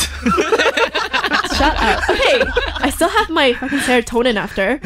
Okay. But to prolong that, I like just vape. And with if there's no nicotine in the vape, I'm just sober, right? So Like don't like no. I'm just trying to say like we won't shame you for this shit. I'm pretty sure Oh, Biv's no. done worse We've shit. exposed a lot of shit on this podcast, okay? Yeah. scared. So there's no shame in doing any of that. There's not, like I don't really care. Alvin's done it too. Really? Done what? I've done a lot. drugs. I mean, I've tried cigarettes and shit before. Yeah, it's I I like never get into it because the smell is just dude. ass. Dude, I've tried it before, and okay, I've tried chew tobacco before, and I Ew. puked so fast after. Oh. My friend gave it to me. He's like, "Yeah, you're probably gonna feel nauseous after this." I was like, "Dude, I'm high as a fucking kite right now, bro." And then I puked right after. I was like, "This is too much." But I see why people do it. Like I don't know. Like I see the allure of why people do it. Yeah. It's just not for me, and Same. there's obviously like the bad effects too, right? Which kind of sucks. But yeah. Like doing it once in a while, it's fine. But I think for me, I've done it a few times, and I'm like, honestly, I don't see how this is enjoyable for me when I can get the same effect with something else that is lighter on my body and better for my mental health. That's the cost benefit ratio comparison analysis shit we do every day. Yeah. Yeah. Makes sense. But- Okay, so have everyone on this table, this nice girly gossip table, been through like a relationship breakup? Yes. Yeah. Okay, compare it to a friendship breakup. Give me some quick comparisons out here. I think friendship is Like other than the harsh. fucking part, give me some some other shit. Friendship think- is so much harder. I think it's the bond. The bond is for sure definitely different from friendship to relationship because there are things you can talk about during friendship to get advice on, but not in a relationship. Does that make sense? Like gossip. I feel like some boyfriends don't even care what you gossip about, Guys and they're are just like, there to "Oh, listen. Right? yeah, okay. But mhm." girls, when you talk to them, they're like, "Oh my fucking god! Like really?" Yeah. Like, you know, they give you more reaction, and I feel like that's sometimes you just, whether it's right or wrong, you just need a reaction to kind of Yes. release that, like what you're still pent up about. Mm-hmm. I definitely feel like friendship breakups, the pain or the effect of it lasts a lot longer mentally. Mhm. Like Sure. I could say only one friendship breakup that actually means anything to me. And that one actually like hurt for quite a while. And even like to this day, once in a while I think about it and I'm like, oh, I actually really miss them. Because you can't really do anything about it versus like relationship breakups. After a while, you're like, I don't give a shit what Yeah. you're doing with your life. Yeah. They're like family to you. Like, because you built that bond Mm-hmm. and you have so much history. And they go through like so much with yeah, you, right? and they were Yeah. there to support you, and Mm-hmm. and then you just lost that. You're just like, oh, you lost like a family member. Mm-hmm. Like I think some relationships would also feel like family in that sense, but then like the fact that you are in a relationship and you break up after a while, the breaking of that relationship kind of makes me feel like, or at least to me, it makes me feel like, oh, I actually don't need you in my life like at all for any sort of thing. Yeah. But for a friendship, it's really different. It's kind of like, oh, this could have been something forever Mm-hmm. Yeah. in a way, because okay, for friendships, you're never obligated to like stay with each other or anything. You're just together, or you just hang out and you talk to each other. You keep in touch because you genuinely like each other's presence and each other as like people. Versus relationships, eventually you have like things that tie you to each other and things like that, and you have to actually move together in the same way, and it's a lot more different than friendships, which is why I think that friendship breakups kind of last longer and they scar you for a bit and they hurt more in some ways. Mm-hmm. And I don't know, I feel like relationship you can not replace, but you can always find someone. But friendship bonds are all different. You can't find the same bond with that, like same thing with relationship, but friendship is like you can't find the same bond with an old friend to a new friend, you know? Exactly. Yeah, that's a really good point. They're all unique versus relationships. Like you'll find a better one. Yeah, it's like a better person, but the things you do tend to be kind of like you go out, you go on dates, you like hang out with sleepovers and stuff. I don't know. Friendship just seems more on a different level of intimate to me. I don't know, actually. Like, I feel like I've never really had a friendship breakup. I don't think guys really go through this shit that you guys are talking about. But also for me, it's different too, because like most of the time, whoever I'm dating is also my best friend at the time, or one of my best friends. So like a relationship breakup to me is actually very similar to a friendship breakup. But then I also don't have a comparison, because I've never really had a friendship breakup outside of that. I've had friends where it's like we were close at once and then it kind of fizzled out. But I wouldn't even call that a breakup. It's just like people change with time, right? A breakup, like for me, like what would you guys classify a friendship breakup? But like it feels like some shit has to have happened, right? Some like let's say Like if my best friend slept with my whatever, yeah, that's, then I'd be like, oh that's yeah. it, But that's never happened to me. So I was like, I don't know. Like, or what's another another scenario for a friendship breakup? I don't know if you guys can. I've never been through this, so actually I don't know what others. So the one friendship breakup that I'm thinking of that I ever actually cared about would be, she was a best friend of mine previously, and then I went through a breakup and she decided to stick with my ex instead. And then that one hurt a lot because she was both of our best friends, actually, like both of our like top best friends. And then she just decided that like it was better if she stuck with him over me, because they also had like a lot of shared life experiences in some ways, because they were both from Hong Kong and things like that. And then yeah, their whole family meshed really well and everything, and so that's kind of why. Maybe You she didn't? Did she sleep with him? No, like 100% like no way it would ever happen. But then I think the part that hurts with that is just that like I don't think sides ever needed to be taken, but she just felt like it was really sad that he was going through what he was going through with the breakup, and then felt like I was strong enough to handle it on my own, like her words pretty much verbatim. And then I thought that hurt a lot, so then we pretty much just stopped talking because I told her that hurt a lot, and then it was just like, oh, but you should be okay. And then eventually we stopped talking. And I feel like that hurt a lot because she was the type of friend that could come over and have like dinner with my parents without me there. And then with that, that's really different because I've never had a friendship that as unique to that.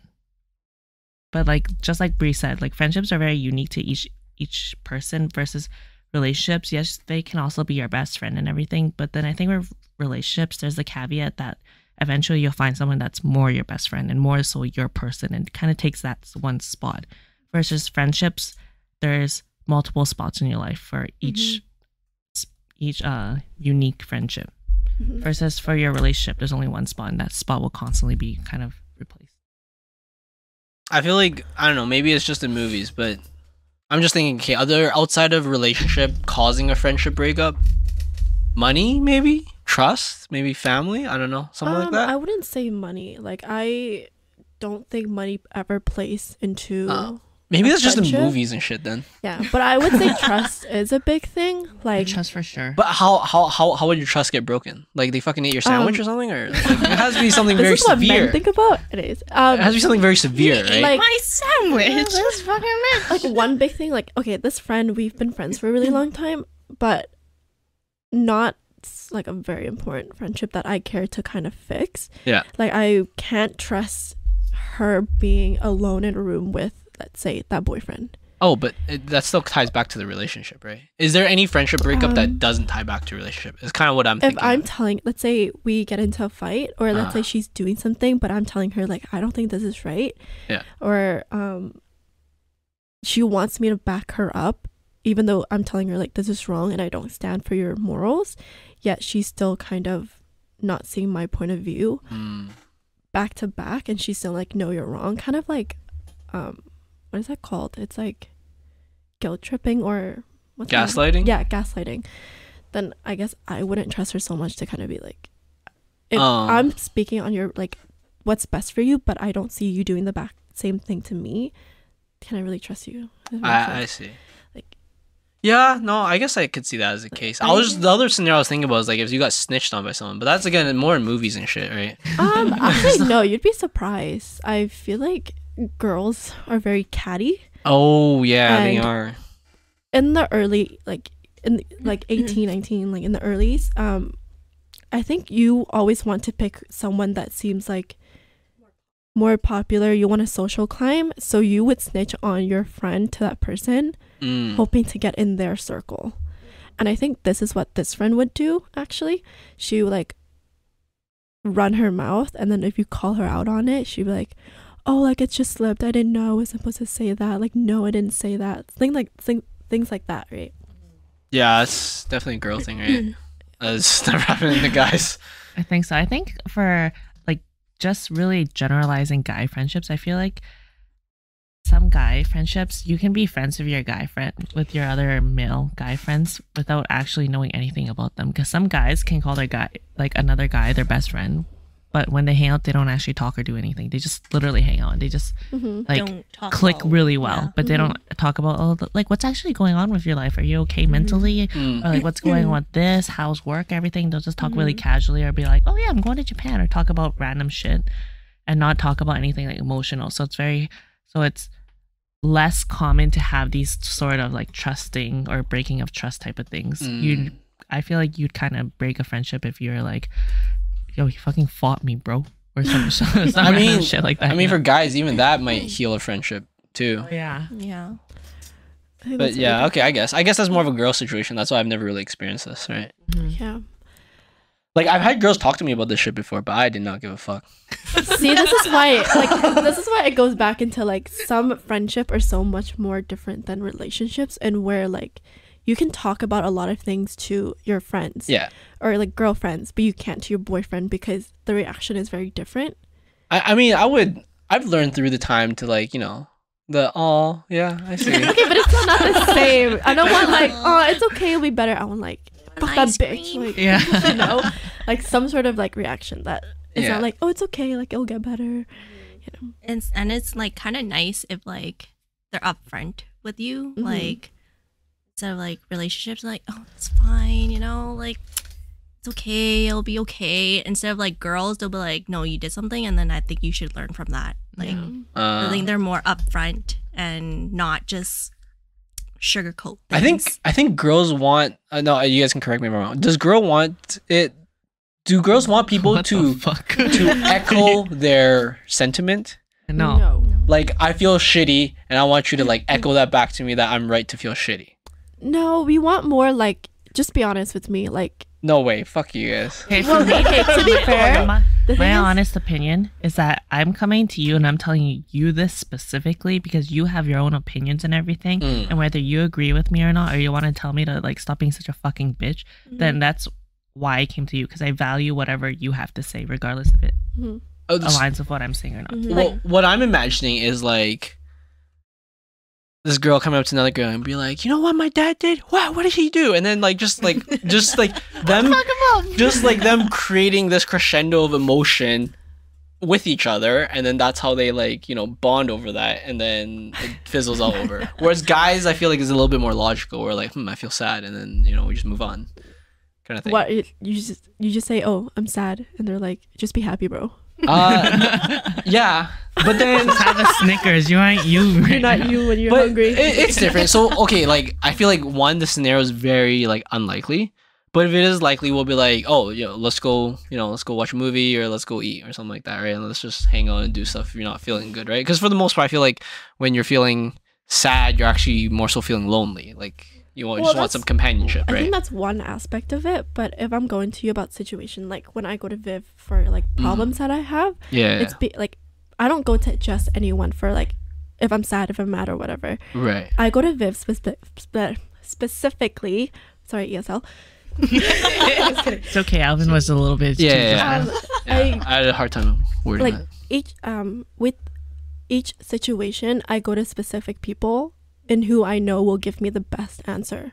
I see. And with most cases, I'll go to Viv because I know she's not gonna like sugarcoat anything, and she'll tell me whether I'm right or I'm wrong, and she won't be like, oh, but it's okay, like don't worry about it. Like she won't sugarcoat anything. She'll be like, tell me the truth, whether it's harsh I see. or not. Like I wouldn't go to her if I can't take it. Right. I guess no one wants to hear logic from me. I feel like if you had a friend that you knew would always back you up, and that's not like an actual real friendship. You're just keeping them there to be your yes man type of thing. Yeah. That's a pet. That's Taro. Yeah. Oh my god. My dog will always back me up. Right? That's exactly what it is. A Yes. pet, right? Like you're like a good friend will always have your best interests in the heart. Yeah. That's true. Like they care about you Yeah. as a human being, regardless if your feelings will be hurt or not. Yeah. type of Like thing. you can be sad what they say, like, oh, maybe this is not what you want them to respond with, but then after a while you look back, you're like, you know what? She's right. Like this is so and so. Basically like a wake up call. Yeah. Okay, don't worry about it. Do I make you sad a lot, Viv? No, I know who you are. I feel like I just bring out the logic sometimes, but No, sometimes I that's great. don't. I don't know. No, it's great. I feel like guys push things away Push? a lot. Yeah. You think guys so? Do. I think so. Oh, can you Or, give some like, example? Distractions, like if a guy goes up with another guy, like I'm so sad, or okay, let's go get a drink. And then they'll There's a talk about something distraction, else, and then yeah. there'll be something else, and then the guy that's sad, he's obviously at the end of the night, he's still sad. I feel like he's not satisfied. I mean, he didn't drink enough. Like not push things away, not deal with it, but the way you guys deal with it is not like really squash it. You're just like, oh, whatever, it happens, and then you kind of just push it. Like, Yeah. No, I get that. So I actually I see that specifically in myself sometimes. Not in a normal situation. Sometimes with my girlfriend, like something she does I don't like, but then I don't care enough to like say anything about it. So I was like, fuck it, whatever. Just it is what it is, kind of thing. Yeah, you right? just don't care enough to like Yeah, really yeah. get into like the emotional side. Yeah, but then unless like it repeats and stuff and it builds up, and then Yeah. you actually have to talk about it and stuff. But I guess girls, as soon as it happens, you guys want to like talk shit all with your other girlfriends, right? Like I said, it's so catty. Like girls are just catty like that. You want to talk to girls about it, and Just to see what their opinions Yeah. are. You want to like spread it, I see. and like some people might do this in like certain situation where they want people to kind of blindly pick sides I see. to be like, Like they're more manipulative when they're talking, so they want like a specific outcome when they speak. Yeah. I see. Yeah, I know. For the most part, I don't think guys really do that. But maybe I'm wrong. I don't know. But you guys probably have experience with other guys, right? I don't really do that with my friends and stuff. For the most part, I do agree. We probably just like distract and push it aside. I don't know. I feel like just think about it and stuff. Like, I think if it doesn't affect you so much in your life, then it's not big enough for you to deal with. Like, but okay. So the other thing I was thinking is like, for the most part, especially when it comes to emotions and stuff, I feel like there is sometimes an answer, and it's very clear. It's like I fucked up, or that person fucked up, or something like that, right? And then we just accept it. But I feel like girls want to talk more about it. Like they want to go in depth and all this shit. Whereas I feel like guys would just be like, "Oh, I fucked up. Okay, well, you know, just don't fuck up next time," and then that's it, right? Like for example, we see the problem, and then, or at least I see the problem, and I see the solution to the problem for next time, and then after that, it's like, well, I can't do anything about it now, so I'm just gonna move on or try to distract myself away from this feeling after the feeling's gone, right? But I feel like girls want to like get fucking deep dive into like a CSI movie type of shit, right? Oh, 100%. I actually Yeah. like talking about everything in depth. I see. Yeah. it's just a lot of detail, you know. It's like, Yes. oh, I'm sad. Why? And then it was like, what? You know, the 5 W's. Oh, you could go through the whole fucking checklist. well, I think, I don't know, I like going into depth with like the situation I have or like whatever problems I have. I think girls are very good at telling stories. I think you guys practice it all the time. Look in the mirror. You know what's funny? Once upon a time. But we also derail a lot. You like tell a story and then something comes up and you're like, oh wait, but have you heard about this? Oh, That's why I can talk all night. sounds like a podcast. Shit, that's what I've been doing on the podcast this whole time. Yeah. Viv's just been guiding me, actually. I haven't done shit. She's just been guiding this whole time. I don't know. I feel like talking about it really gives you like other insights. Yeah, and it's About like life. clear. Like, Mhm. oh, if you did something wrong, then it's clear that you actually fucked up. Mhm. I see. I do feel like ever since I've started this podcast, my emotional intelligence has been significantly higher than before. That's Like amazing. I actually like Nice. understand why the stuff happens. Like I'm not saying I care, but I now understand. I it, was just gonna right? say, wow, he cares. No. And then he goes with He's like, that, I don't give a care." fuck. Yeah, but I understand why. So like, for me, sometimes when I guess I always go back to the same example. When my girlfriend's upset or something like that, like I understand a bit more why of it. I don't want to tell her what I'm thinking because it will sound like I'm rude or anything like that or blunt, right? Like, because to guys it's like, oh yeah, problem, here's a solution, right? Mhm. But a lot of times girls don't want a solution. I feel like they just want to like talk about it or they want to feel it. They want to feel the feeling, if that makes sense.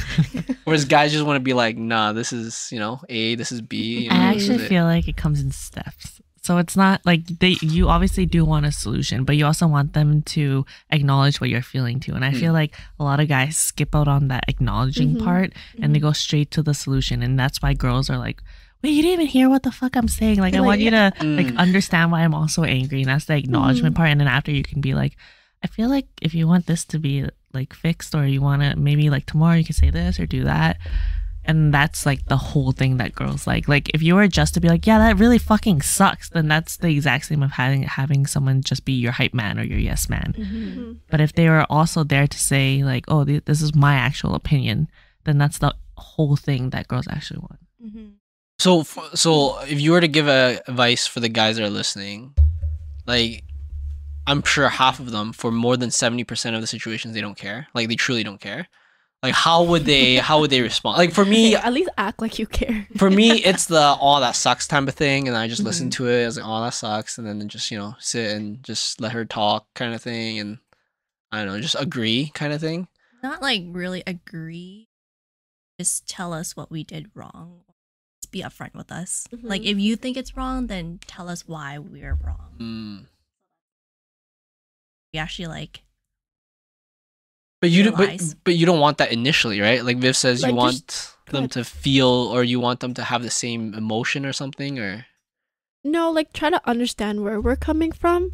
Mm. I think that's why a lot of guys think we're like like batshit crazy or angry all the time. Yeah. But it mostly comes from a place that like we're trying to tell you our feelings, but then you don't understand our feelings. Yeah. And you think you do, but like we're trying to tell you like this is why I'm feeling this way. But then you come right at us with a solution. And that's not what we want. Yeah. We want you to understand why, be like, okay, well, acknowledge why we're feeling that way. Yeah.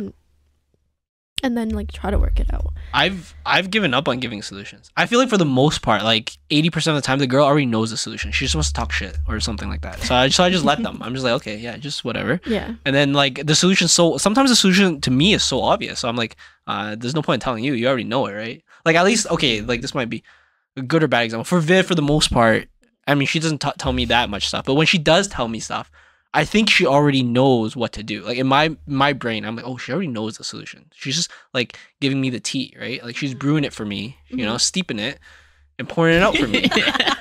So I'm just here just drinking it. And then I'm like, what do I have to, like, there's nothing for me to, there's no solution to give her. Like she already knows the solution. I feel like I would be mocking her if I gave her the solution, in my opinion, but maybe I'm wrong. Like maybe that's the wrong way of thinking about it. But also, like, maybe girls just want to talk it out. Like, they just want to get out of their chest and just want to get a person to listen. And Viv gets thousands of people to listen. Or hundreds. Or tens. Hello, guys. We'll see. But yeah. Okay, yeah, I guess that makes sense. That's a very important and significant difference. A very important classification of girl, or not classification, a very important trait of girl friendships, I guess, is the gossip. I think that's why it goes back to why friendship and relationships are so different. Yeah. Like your significant other can be your best friend, but sometimes you can't talk about everything with them like you do with friends. And I think it's important to have girlfriends. Would you say it's a red flag if you don't have girlfriends? I think so. I think if a girl isn't a girl's girl, then it's a very big red flag. Damn. I mean, my girlfriend is close with her family, her sister and stuff. That's Does fine. she have yeah, that's fine. Like family is fine, but like in general, I know people who are not a girl's girl for no reason. Maybe one, they want the attention of male. Two, they just like to talk shit. And I think that's a red flag trait to have, or like it's just not a good personality trait. But why? Like at this age, if you're like that, then damn. Bye. Yeah. I mean, yeah, it almost feels like it's a necessary, like, free therapy for you guys.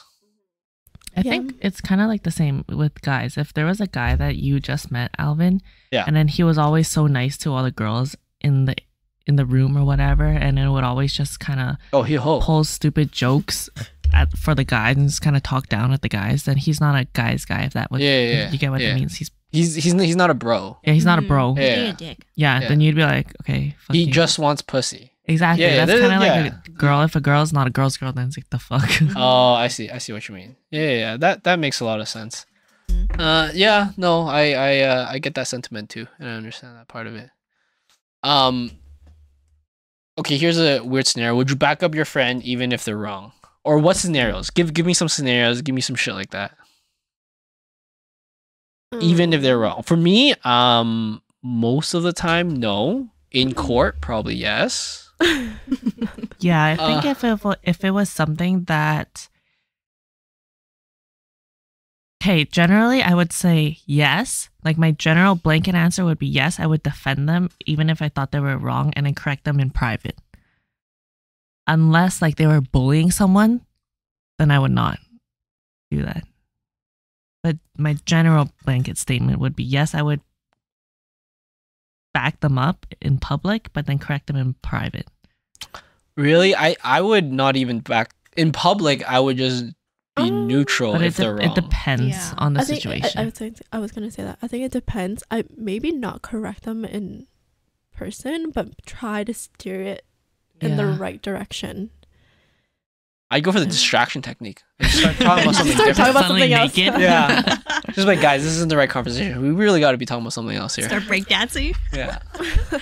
Yeah, like if they were initiating some drama or a fight out in public, then I wouldn't be like, oh yeah, let's fuck this guy up.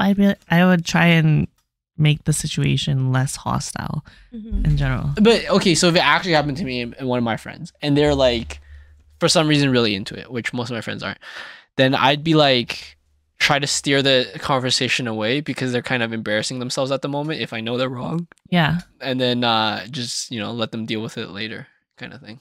Yeah. But is there something different girls do or something? I mean, I don't know. Like, okay, one example that I thought of was if you're out eating with a friend and your friend was being rude to the waitress or waiter, I would not back my friend up for that. I'd be like, why are you being such a dick? And I would be kinder to the waitress and waiter, like in front of their face and everything.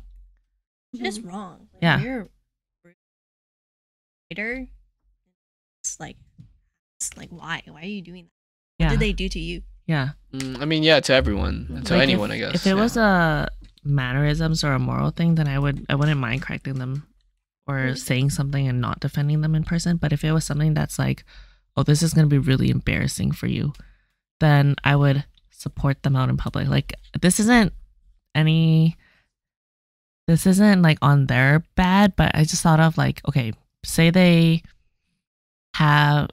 like got their period or something.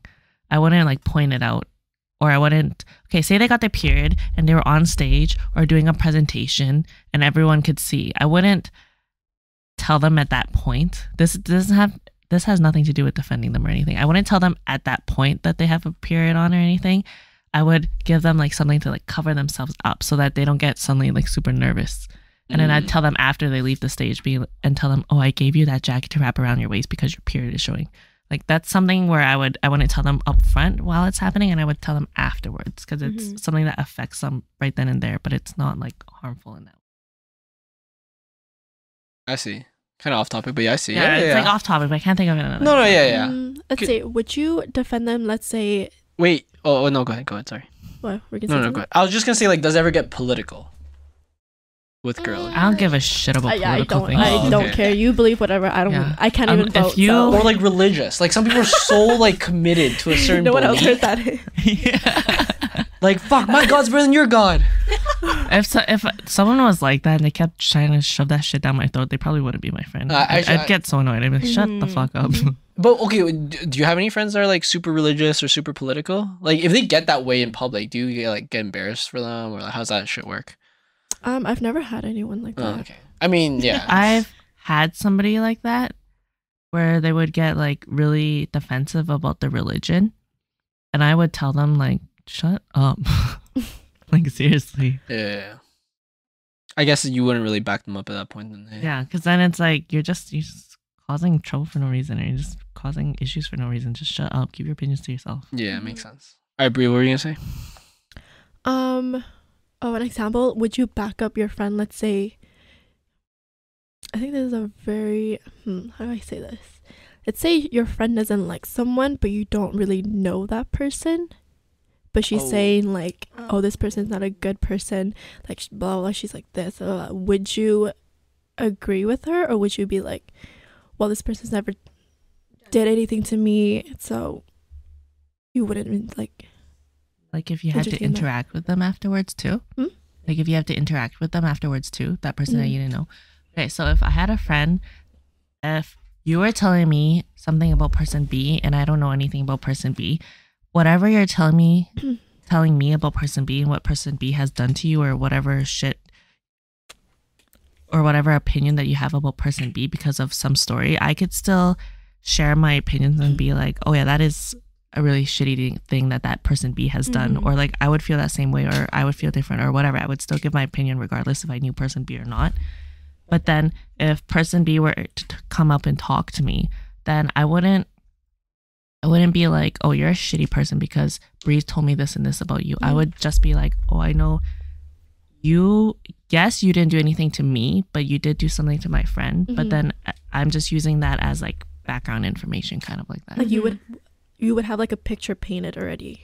Not of their whole personality, because I know that like not everyone likes everyone. Just because you and I are friends doesn't mean like me and Biff has to be friends type of thing. Yeah. Just because you guys get along really well. Like, Like but it Just does has to go up to like it doesn't mean that like Biff is a bad person or you're a bad person. I'm a bad person. Not everyone has to get along in that way. You know, like some people just have like corners where they just rub off the wrong way. So I wouldn't necessarily pin them for that just because you and B don't get along. Yeah, but Doesn't mean that me and B wouldn't get along, but it would just be like, In the oh, back this of is your mind. information that I know about you since I know nothing else about you. Type of thing. Mm-hmm. Like if you told me that, oh, person B stole all your money or like took money out of your bag, then when I met person B, I'd be like, yeah, I'm just gonna make sure I keep my shit in check, you know, like that. Or if you told me that, oh, person B has repetitively talked shit about you behind your back or spread rumors about you behind your back, then when I meet person B, I would be a little bit more apprehensive and a little bit more careful about telling them anything about myself.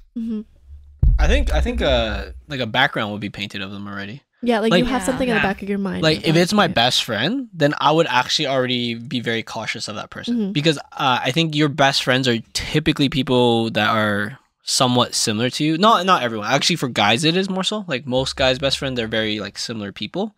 So then if one of them doesn't like someone, it's probably more likely the other person also won't, based off personality differences. But for example, like I'm close with Viv, but Viv's a completely different type of person than I am, right? So if she likes someone, it doesn't mean I'll like them, and if she hates someone, it doesn't mean I'll hate them. But if it's like my best friends, who I'm like very similar to, then I would be way more cautious. I'd be like, oh, okay, this person, I probably don't want to hang out with this person a bit more. But if Viv told me that, I'd be like, oh, this person seems average or whatever, right? What if it's like, let's say you know two friends, or like everyone knows each other, and then one day you kind of hear something that you wouldn't expect of this person, like person B. Would you also kind of think of them differently? I think all the things that I hear about these people, it would impact how I think about them. But I also know that like people will always talk and say something about somebody if they don't like somebody. And you can't always base somebody's whole personality on the rumors that you hear about them without meeting them first. But I think that also goes with like depending on how close I am with the people that I heard these things with. Like what Alvin said, if there was my best friends telling me that this person like really hurt them, then I would probably not even really give them that much time of the day or something like that. Yeah, I think, I don't know, man, like that's tough because it's like, you know, they walk like a dog, they talk like a dog, all of a sudden you tell me they're a fucking lion, and then it's like, oh, that's different, right? Like it's like, oh shit, like it will make me super cautious. I'm like, hold up, like is that really true? Like if they seem like a very calm person, all of a sudden you told me they just got into a fight and beat someone up, I'm like, whoa, is this really who that person is, right? So I don't know, I'd be like way more cautious after that. Like it's just like very conflicting idea. It's tough too because like everything you know of someone, like everything you know of me is actually stories coming out of my mouth, right? All of a sudden I hear a story, and all of a sudden you hear a story about me coming out of someone else's mouth. Then it's like, this is different now, right? It just feels weird, and like, what do I trust? What do I not trust? And it just kind of puts that into question, right? But I don't know, like if you really know the person, then you can kind of like flag it or not. Also, if you're really close with the person, you can probably talk to them about it too. Yeah, I think just like everyone have, I'm sure, like same situation throughout their lives where like I'm just playing devil's advocate to kind of like get opinions. Let's say you're in a group, everyone kind of has like similar relations, everyone's like as close as each other, whatever, and then one day you learn that this other person wasn't as wholesome or as a saint as you thought that person is, or like, I'd say I knew it. Huh? I'd say I knew it. No one's that much of a fucking saint. No, like let's say everyone has their flaws and they're all, you know, everyone is nice, but everyone else has their flaws. But one day you learn something that you would have never thought this person would do. Would you kind of have like a different picture painted for them, even though you kind of known that, like, you've known this person basically, but now that you've learned something and it is true, let's say it is facts that they've done this, would you treat them differently then? Even in the friend group? I think I'm very upfront with how I view somebody versus how I treat them. Like if I don't really like you, I won't act that nice to you. If I like you a lot, then I'll act really nice to you, and if I value you more, then I'll like, it's very representative of how I feel towards you. So if I had somebody that I thought was like pretty great and I found out something shitty about them, and it was an opinion that I actually cared about, then yeah, I wouldn't be that. I wouldn't be as kind or as forward or as like I wouldn't initiate as much, and I wouldn't be as friendly if I didn't think you were that great. But well, like, what happens if they're trying to change? To change? Yeah, I believe that everyone should. For me, I believe that you should have as many chances as you deserve, as long as you show that you're willing to like grow and change. Because I think everyone makes mistakes, everyone fucks up, and everyone can learn from it too, though. Yeah. But like, if you told me that okay, somebody at volleyball like fucking stabs someone, I'd be like, all right, you're Okay, no longer talking not to you. that extreme. Or if you told me like, okay, this person did this to me, and it was something pretty extreme, I'd be like, all right, that person's morals is a little shit, and I would still treat them as such. Would you still be friends with someone if they have completely different morals as you?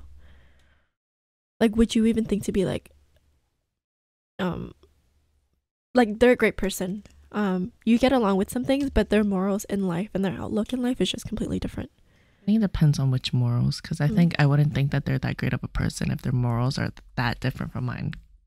I mean, those ways. that just goes back to the same question. Is like, would you be best friends with someone who's like super religious on one end that's not the same as you, or super political on one end that's not the same as you, right?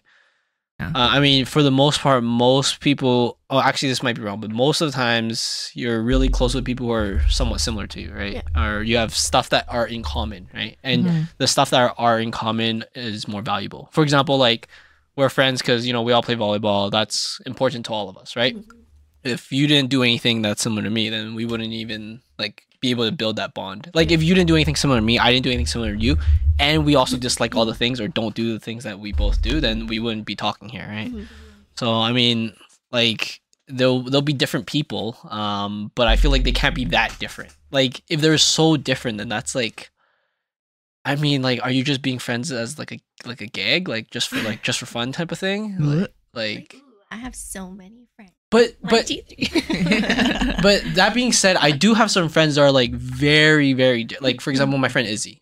Like we're different age, we come from a different continent, we're like completely different. We're pretty different people, but it is true that some of our like fundamental morals are very the same, right? So I feel like it is still very important. Like we're still very similar-ish people, even though there's so many more differences. Yeah. Like I definitely think it depends on what moral it is. Like if you think it's okay to be mean to people, I'd be like, all right, no. But if you thought, okay, I never want to have kids again, never want to get married, or Or super kinky or some shit. yeah, I wouldn't care. I'd be like, all the like, good for you, great, perfect. Yeah. So it really depends. I think it's if it comes down to like how you treat people and how you carry yourself as a human person, then if yours was very different from mine, then I probably wouldn't be friends with you.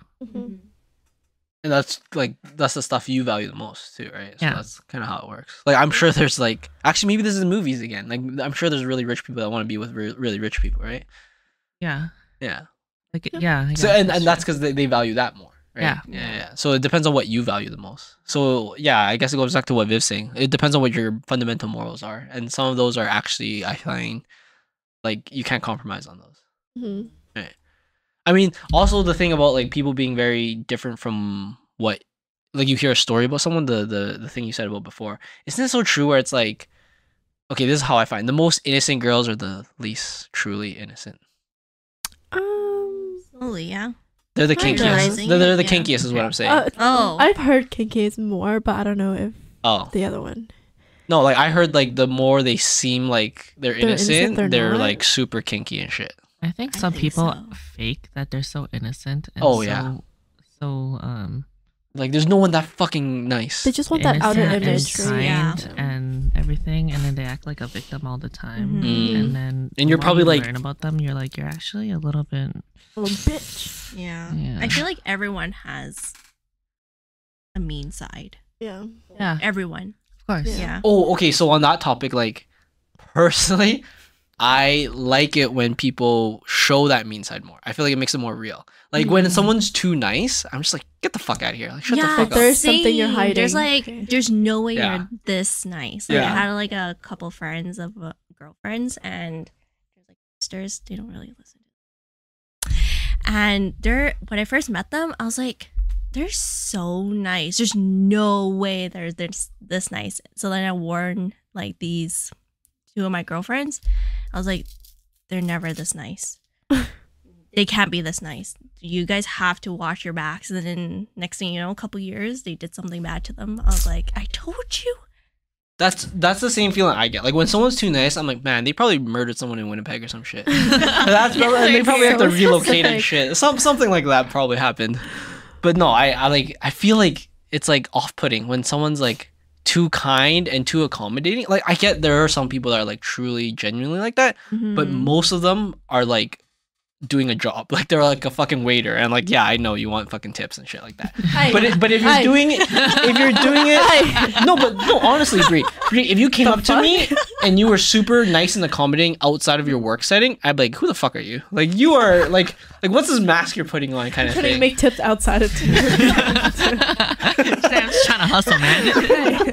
this day and age, the economy is hard, okay? Definitely some people that are just naturally a lot more nicer, a lot more kinder, a lot more like giving. But I think if it's largely disproportionate to what you're doing, then they kind of have like a hidden agenda, or they're doing it for a different reason, or they're just too much of a kiss ass. Maybe me and Biff is just skeptical. We're just like, I don't know about these people. I don't know. I can't. Like everyone is mean. They're I don't know. I just can't deal with those people. Like what you said.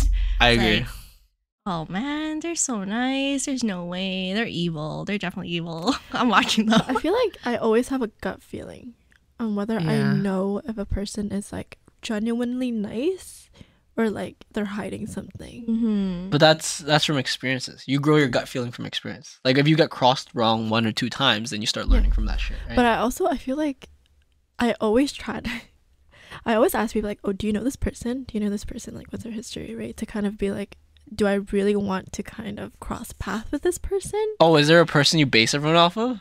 Like, hey, do you know Donald Trump? Yeah, like, is he a good person? I know he could be a good sugar daddy, so. But do you know Donald Trump?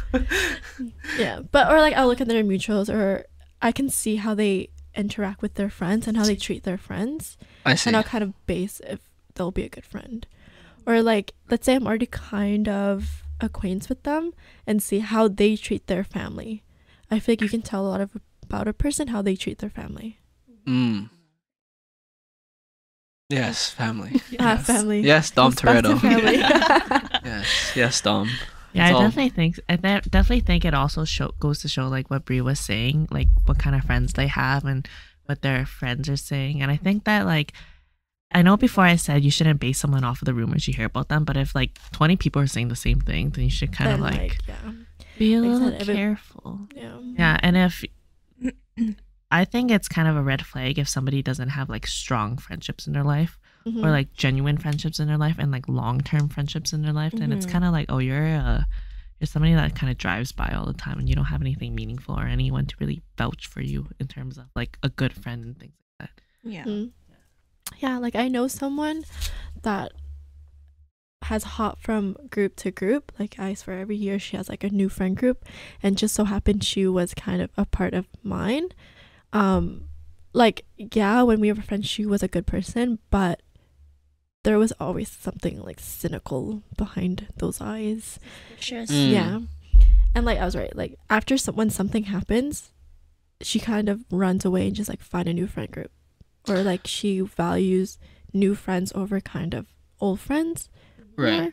And I don't know. I feel like those people, yes, it's like a waste of your time, you know, and like to be doing it at okay, we're still young, but Okay. So would you give that person a chance to change? Like, would you give them that opportunity? Like, I think there's okay. Just to elaborate a bit more. I know what you mean. And there's specific people when there's drama, they're always there. Like, there's always that one person where anytime that happens, they're always that brings drama into the group. Yeah, they're always involved. But would you give them an opportunity? If you track their social media, you know, hey, they jump from friend group. This person, this motherfucker has been in the center of all this drama. Would you give them an opportunity? I think I've tried giving them opportunities, and every single time it's kind of led to just the same outcome. And I'm like, honestly, it's not even worth my time.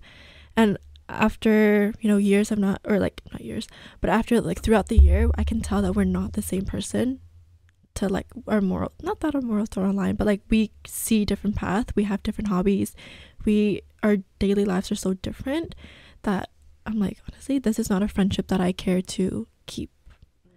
Like if I've given you so many chances but yet it's still the same outcome and you don't really care to try to fix it, then I'm not gonna be there to be like, hey, let's try this one more time over and over again, you know. Like or like when things, is this too specific? I hope they don't listen to this. No, I say a lot of really specific things on this podcast. Like I've outed myself a lot on this podcast, so go ahead.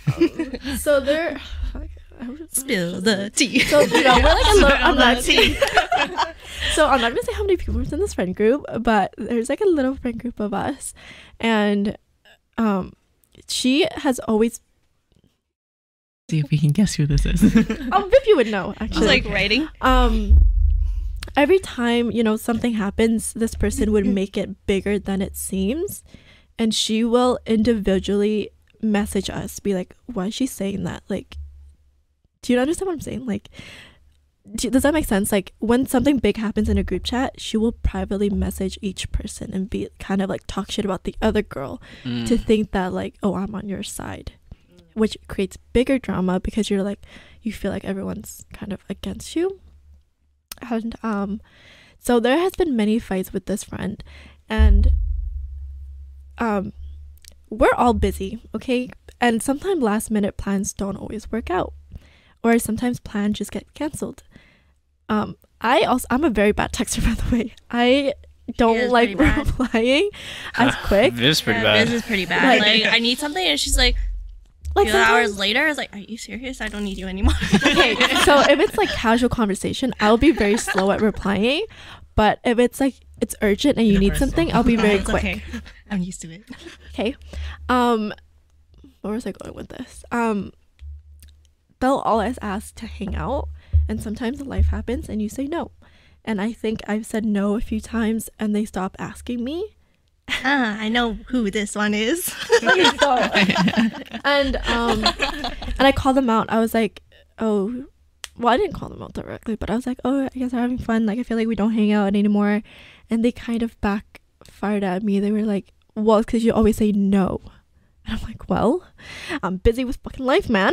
I'm trying to make money here. Like, just living on the edge, guys.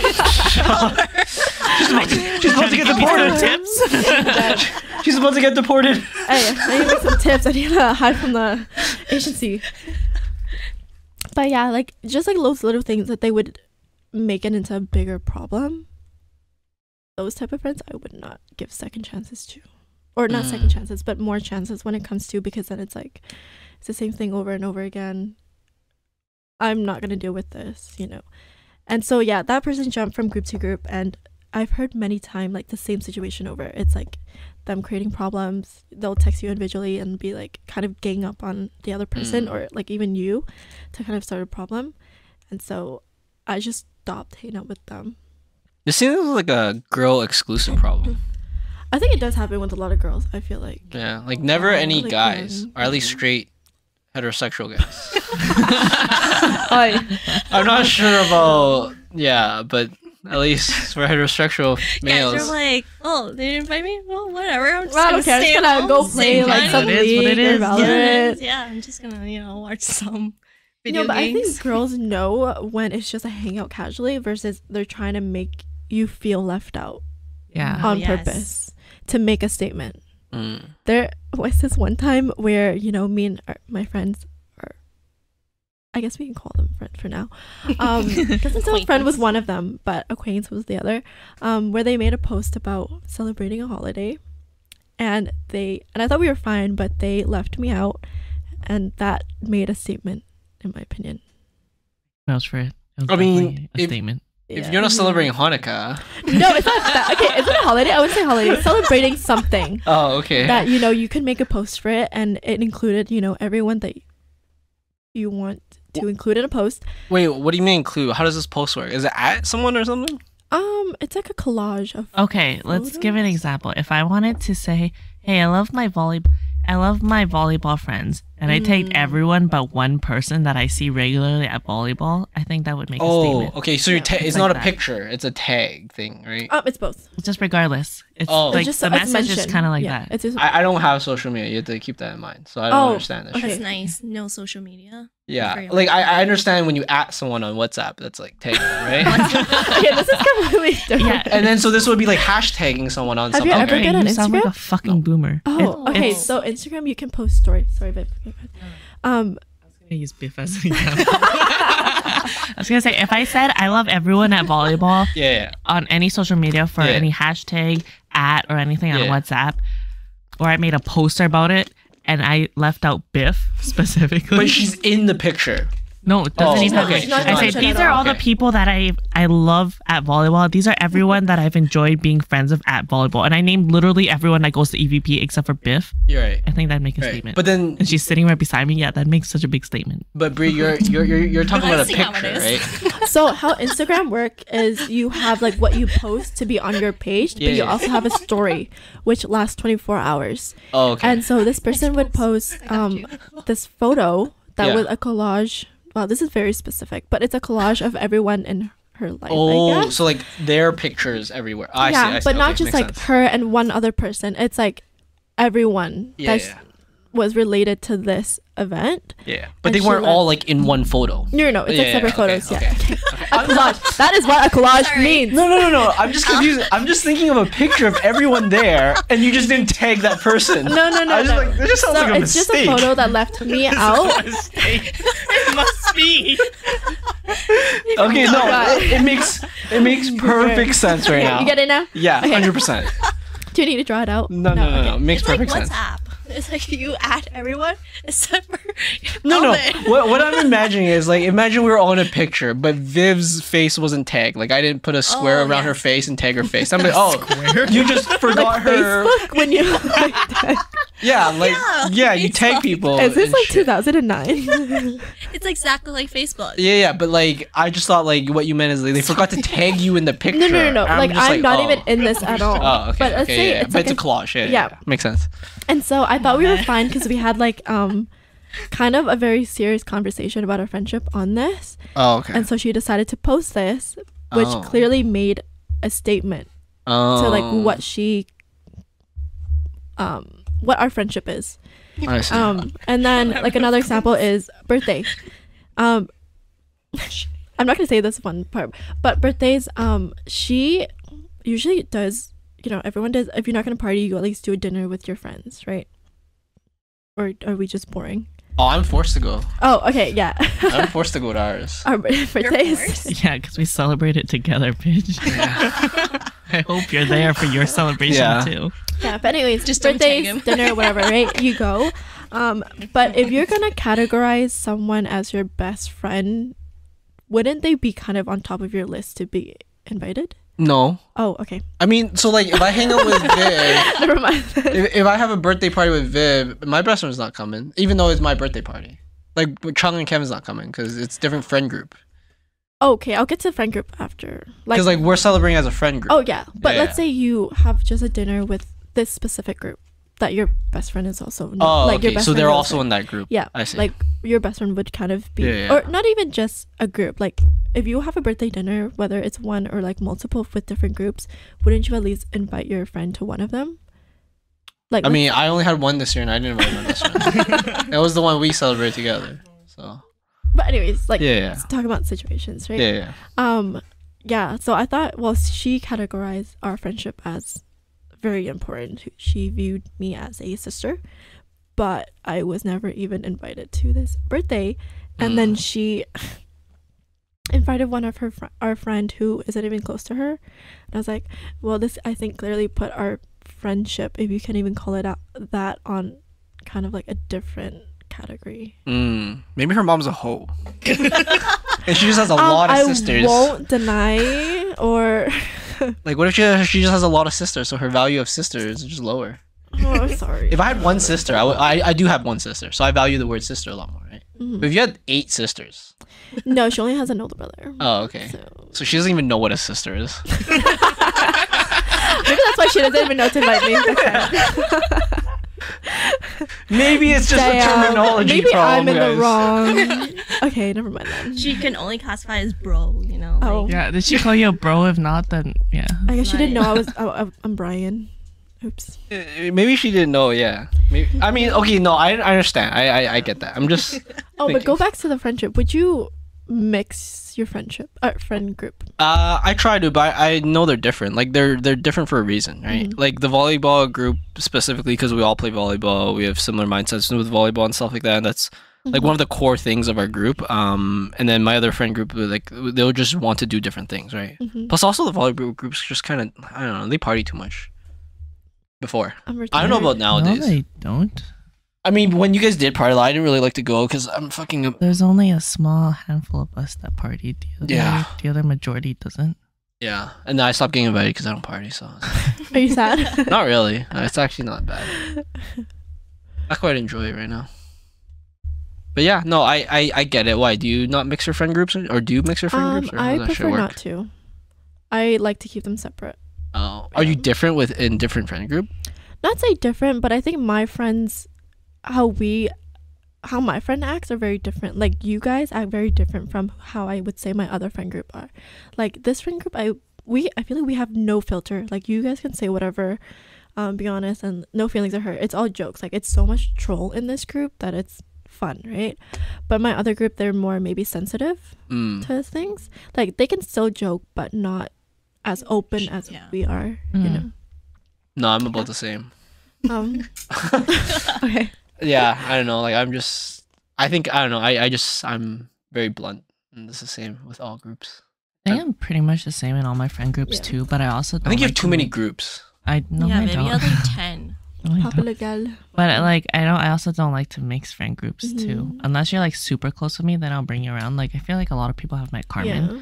but aside from that, I don't really because I feel like then I would have to be the middle person the whole time. and I then- mean, I think a That's lot of people. tiring. I think a lot of people like Carmen. I don't know if Carmen wants to know everyone. No, Carmen doesn't want to know anything. Yeah. So then it I feel like I'm very similar to Carmen. So I'd be Yeah. like I get that, you know, everyone would like her, but I don't think she would like to meet everyone. Yeah, she's also like you. She doesn't give a shit. Yeah. I mean, I think me and Carmen we mesh very well. We're very similar and that's why we never hang out because we don't care. Yeah.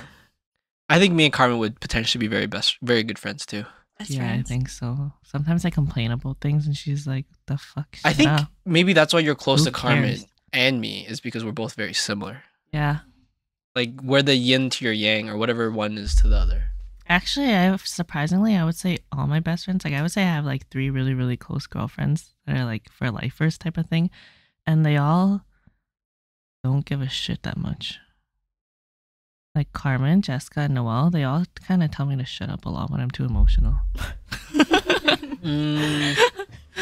Wait, have I met all of them? Jessica, I don't think you've met Jessica because Okay. Jessica's a very big homebody and she like never goes out and like no one knows that she's my Oh, friend really. That sounds like my type.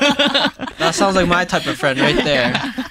Like I haven't seen her in 3 months actually, Oh my goodness. but that's also because she just had a baby. So I feel like those relationships are very valuable. Like you Wha- don't need to see or text each other every day, but when you see each other again, it's like no time has passed. Just left Mhm. like leave off where But I think some people take offense to that. About not talking to you for a while? Like Oh, I've had really? a friend where, you know, I don't care to text every day, Mm-hmm. but if we see each other, like we'll catch up, right? But it's not like every day I need to update you, like where I'm going, what I'm eating, what I'm doing, like my work schedule, like whatever, right? But she didn't like that. Like, you know, we weren't in touch, and when we had a serious conversation, she was like, just because we don't talk, that doesn't mean we don't need to talk at all. I'm like, "Ugh, what do you want to talk about?" Like I don't even text people that I see every day sometimes, you know. Like it's just, it feels tiring to like give update every day. Like I don't even give my boyfriend updates every day, or like at the end of the you're night. crying at home right now. Yeah, probably. It's like, what are you it's like, doing? where What are you are you doing? going? No. But like we sometimes will just say like good morning and like have a good day or like have a good shift, and then at night we'll be like, oh, like how was your day? We'll like, I'll give you a call later, and then we'll like catch up. That sounds annoying as fuck. Okay, well this is my Joyce is at relationship home and not crying right now, yours. too. No. Like me and Joyce, we chat every day. It might just be like 3 or 4 text line a day, or maybe a lot more. But that's the only person that I would talk to every other person is just if it happens, it happens. Yeah. Like Yeah. I don't. Yeah, and I mute so many group chats. I mute so many of them. They're so annoying. Yeah, our Snapchat group chat. I think I'm the least replier. Like they talk so much, and I just pop in and out once in a while. Because sometimes it's like, dude, replying just takes so much work. But yeah, I don't like. Why I take a few business days. What is your business day? 3 days. Oh, I don't 3 to know. 5 business days. Depends. If it's actually an emergency or like something that actually needs me to reply right away, then I'll Yeah, I'll always reply. reply away. Yeah. But if it's like small talk or something random, then I'll be like, whatever, I can wait till later. And Yeah. I forget. I think Viv replies pretty good when it comes to the podcast, but the replies are short and the like questions are usually pretty short. Like it's a very like simple conversation maybe Yeah. we'll have. I'll be like, hey, who's coming on? And she'll give me If I something. actually And need then I'll go, okay. information, then I'll reply very quickly and very Yeah. But I Not- don't need like the instant like throughout the day text. But if it's like just like small things, then it's fine. Or like if it's urgent, then I'll reply right away. But I think she really needed to know what I was up to constantly, or like just at least wants constant messaging, you know, catching up and stuff. And I'm just like, dude. So I think she didn't really like that, or like we wouldn't see each other for like months on end, and she'd be like, oh, is our friendship falling apart? Whereas I'm like, no, it's not a priority. Like I feel like I don't mind having low maintenance friendship. I see. Those are the Yeah. best. I mean, if that was a guy, that girl would get trolled so hard. Like she'd get poop pictures, she'd get everything. All the grossest shit she could get. I mean, For Joyce. I know Joyce never gets poop pictures. Not my poop, at least, unless if it's really bad, which Oh my hasn't God. happened yet. Ew. But okay, so last topic we'll talk because we're already running pretty long. Do you guys still like call your friends and shit, like actually on the phone? Like I feel like that's a dying art, but I don't know. Like for me, if I want to talk to my friend, I'll rarely call them, or I'll just like go to them and just talk to them in person. Like I feel like for me, calling has kind of died down. Like I usually call if I need something, like ASA fucking P. I wouldn't mind it. I feel Wait, like do you do it though? Like, do you do it now? Is that a thing that girls do used to. still? Or I used to, like before COVID, but then after I don't think so. oh, wait, how did COVID matter? Oh, not sorry, after COVID, because during COVID I called my friends so much. Oh, I Because like see. you're just stuck at home, right? And like I see. my other friend group who is in Calgary, we just like was always on Zoom, on FaceTime, and then after COVID, I'm just like, I'm kind of sick of calling. I see. Yeah, but I wouldn't mind still calling. How 'Cause about- it feels nice. All my forms of contact differ between friendships. So I have some friendships where I pretty much only call them. And like when we call, it would mostly be like when I'm driving, I'll call them and be like, hi, I'm driving. And then they'll be like, oh, I'm driving too. Or they'll call me when they're driving and I'll talk if I like can talk. That's like an accident waiting to happen. Why? You're using You don't do that Bluetooth to and Just me. everything. fucking distracted. Or Yeah. like I have some friends that I mostly text more. Like some people that I text more often, and then some people that I pretty much only talk to them when I see them in person. Like my friend Jessica, we like never text her. When we text, it's only to like arrange hangouts. And then when we see each other in person, it's like talking for fucking 7 hours long. Things like that. Or like my friend Carmen and I, we text each other a lot, but like they're like big messages and we take like a week to respond each time. And I see her like once a month. Yeah, I guess that So makes it sense. like depends on the friendships. And then some friends I like text random trolly shit like in the Snapchat group chat like a lot, and then I don't really talk that much in person, I say. Actually, I used to always talk to my guy friends, but it was because we're on Discord and we're playing games and shit. We'd call each Yeah. other every night to play games. Yeah. And shit. So it just depends for me. Yeah, that makes sense. I think I would like to call my friends more because my parents, they call each other a lot. Like, I don't know how to text. No, it's like when they're working. Even like when my dad is just working, my mom's doing nails, like they'll be on the phone, even if they're not saying anything, or if they're driving, like they'll just be calling each other. And like, especially now that my dad, or when my dad was in BC, like they call all the time. They'll be like talking. And I'm like, I have no one to talk to when I drive. You can call me. I love talking when I drive. There's Okay. chat I'm bots. kidding. You call it chat bot. Call it AI. Yeah. No, Please talk but to me. I remember I was calling Tiff about something like before going to bowling, and then we just started talking randomly, and I was like, "Oh, this is kind of nice," and then it cut off. Yeah. But isn't that Because similar? of your signal? Is that why? It's just exposed So me. it just randomly cuts off. I feel like that's similar to like listening to a podcast, right? Like when you listen to a podcast, you're pretty much listening to a conversation, right? Yeah. Kind of, So yeah. it feels similar, right? When you're driving, listening to Mhm. podcasts, it's just like, oh yeah, it's just people talking while I'm doing something. Like, I hate this, but me and my ex, like, we used to FaceTime in the car. Well, I have like a phone holder, okay? So like we just FaceTime, or like when I'm driving to So they'll work. see the accent. Actually, what's funny? I have seen him gone to an accident while we were on FaceTime. FaceTime. Yeah, so but it wasn't his fault. He was parked and there was a car in front of him, and then there was a car that got T-boned in front of that car at the light that hit the car in front of him, which backed up into him. I see. Does that make sense? Yeah. Yeah. And so that's how he got in an accident, and I was literally on the phone. Mm. Then I heard it and he started laughing like, oh my god. And because he wanted a new car, Yeah. but didn't know, like, because his car was still pretty good, but Sounds he's like, wow, premeditated. this is a sign for a new car. But yeah, I have seen an accident on FaceTime. But it was really nice because driving to work for me takes 30 minutes. So it's like having someone there to talk to. And yeah, it's nice listening to podcasts, but sometimes talking to someone, you're like able to also say your thought out loud I see. instead Like of just listening like, to thinking about it. podcasts and you kind of relate and you're like, oh yeah. But then you have no one to talk to. Yeah. Yeah. And then you get to Nice. work in your, or whatever your place is, and you're just like, okay, well, and I have to go do the shit. So, Mhm. but yeah. I guess that is very common actually. Now coming back from Asia, like everyone commuting to work, there are like earbuds in, listening to shit all the time and stuff. Yeah. Mm-hmm. For me, I just listen to the radio on the way to work, because they usually have like radio. yeah, like the fucking FM radio. 91.7. Yeah, the Pepper and Dylan show. I always listen to them Oh my goodness. in the morning going to work. I mean, it's just one, they have like a. Actually, I always miss it, but they always have random shit on, and they have some music and just whatever. And they have I- games. yeah. Oh my god, yeah. there's this one game where you like go through each. the vaults. Yeah, Yes. yeah, opening the Yeah, vault. yeah, Yeah. Yeah, those are pretty exciting. I never listen to all the way, because by the time it's like halfway, I'm already at work. So I was like, fuck it, whatever. Wow, that brings me back like junior high or high What the school fuck days. are you Not talking about? because my Not that mom. long ago, okay? No, like whenever my mom would drive me to school, Uh, the FM would always be on. okay, so first of all, And the Pepper and Dylan show was always on. Like the vault thing, we'd listening to all the way to school, and I know like the end of it. okay, here's a caveat, guys. Okay, my car's a hand-me-down, Yeah. and it's a 1999 car. I only have radio. Okay. I have FM and I have AM. Boom. If I say that, does anyone know where that's from? Foom and Am? Oh, Oh yeah. Do you know The Prindle? radio. Oh, No. fuck no. Do you know Prindle? Yes. Yes. Yeah. Renault's a shift thingy, right? Oh my You don't know where God. it's from. But I remember. You It's don't. from- No. You don't. Do you know where it's from? no, I don't know what you're Oh talking my about. god. What is this?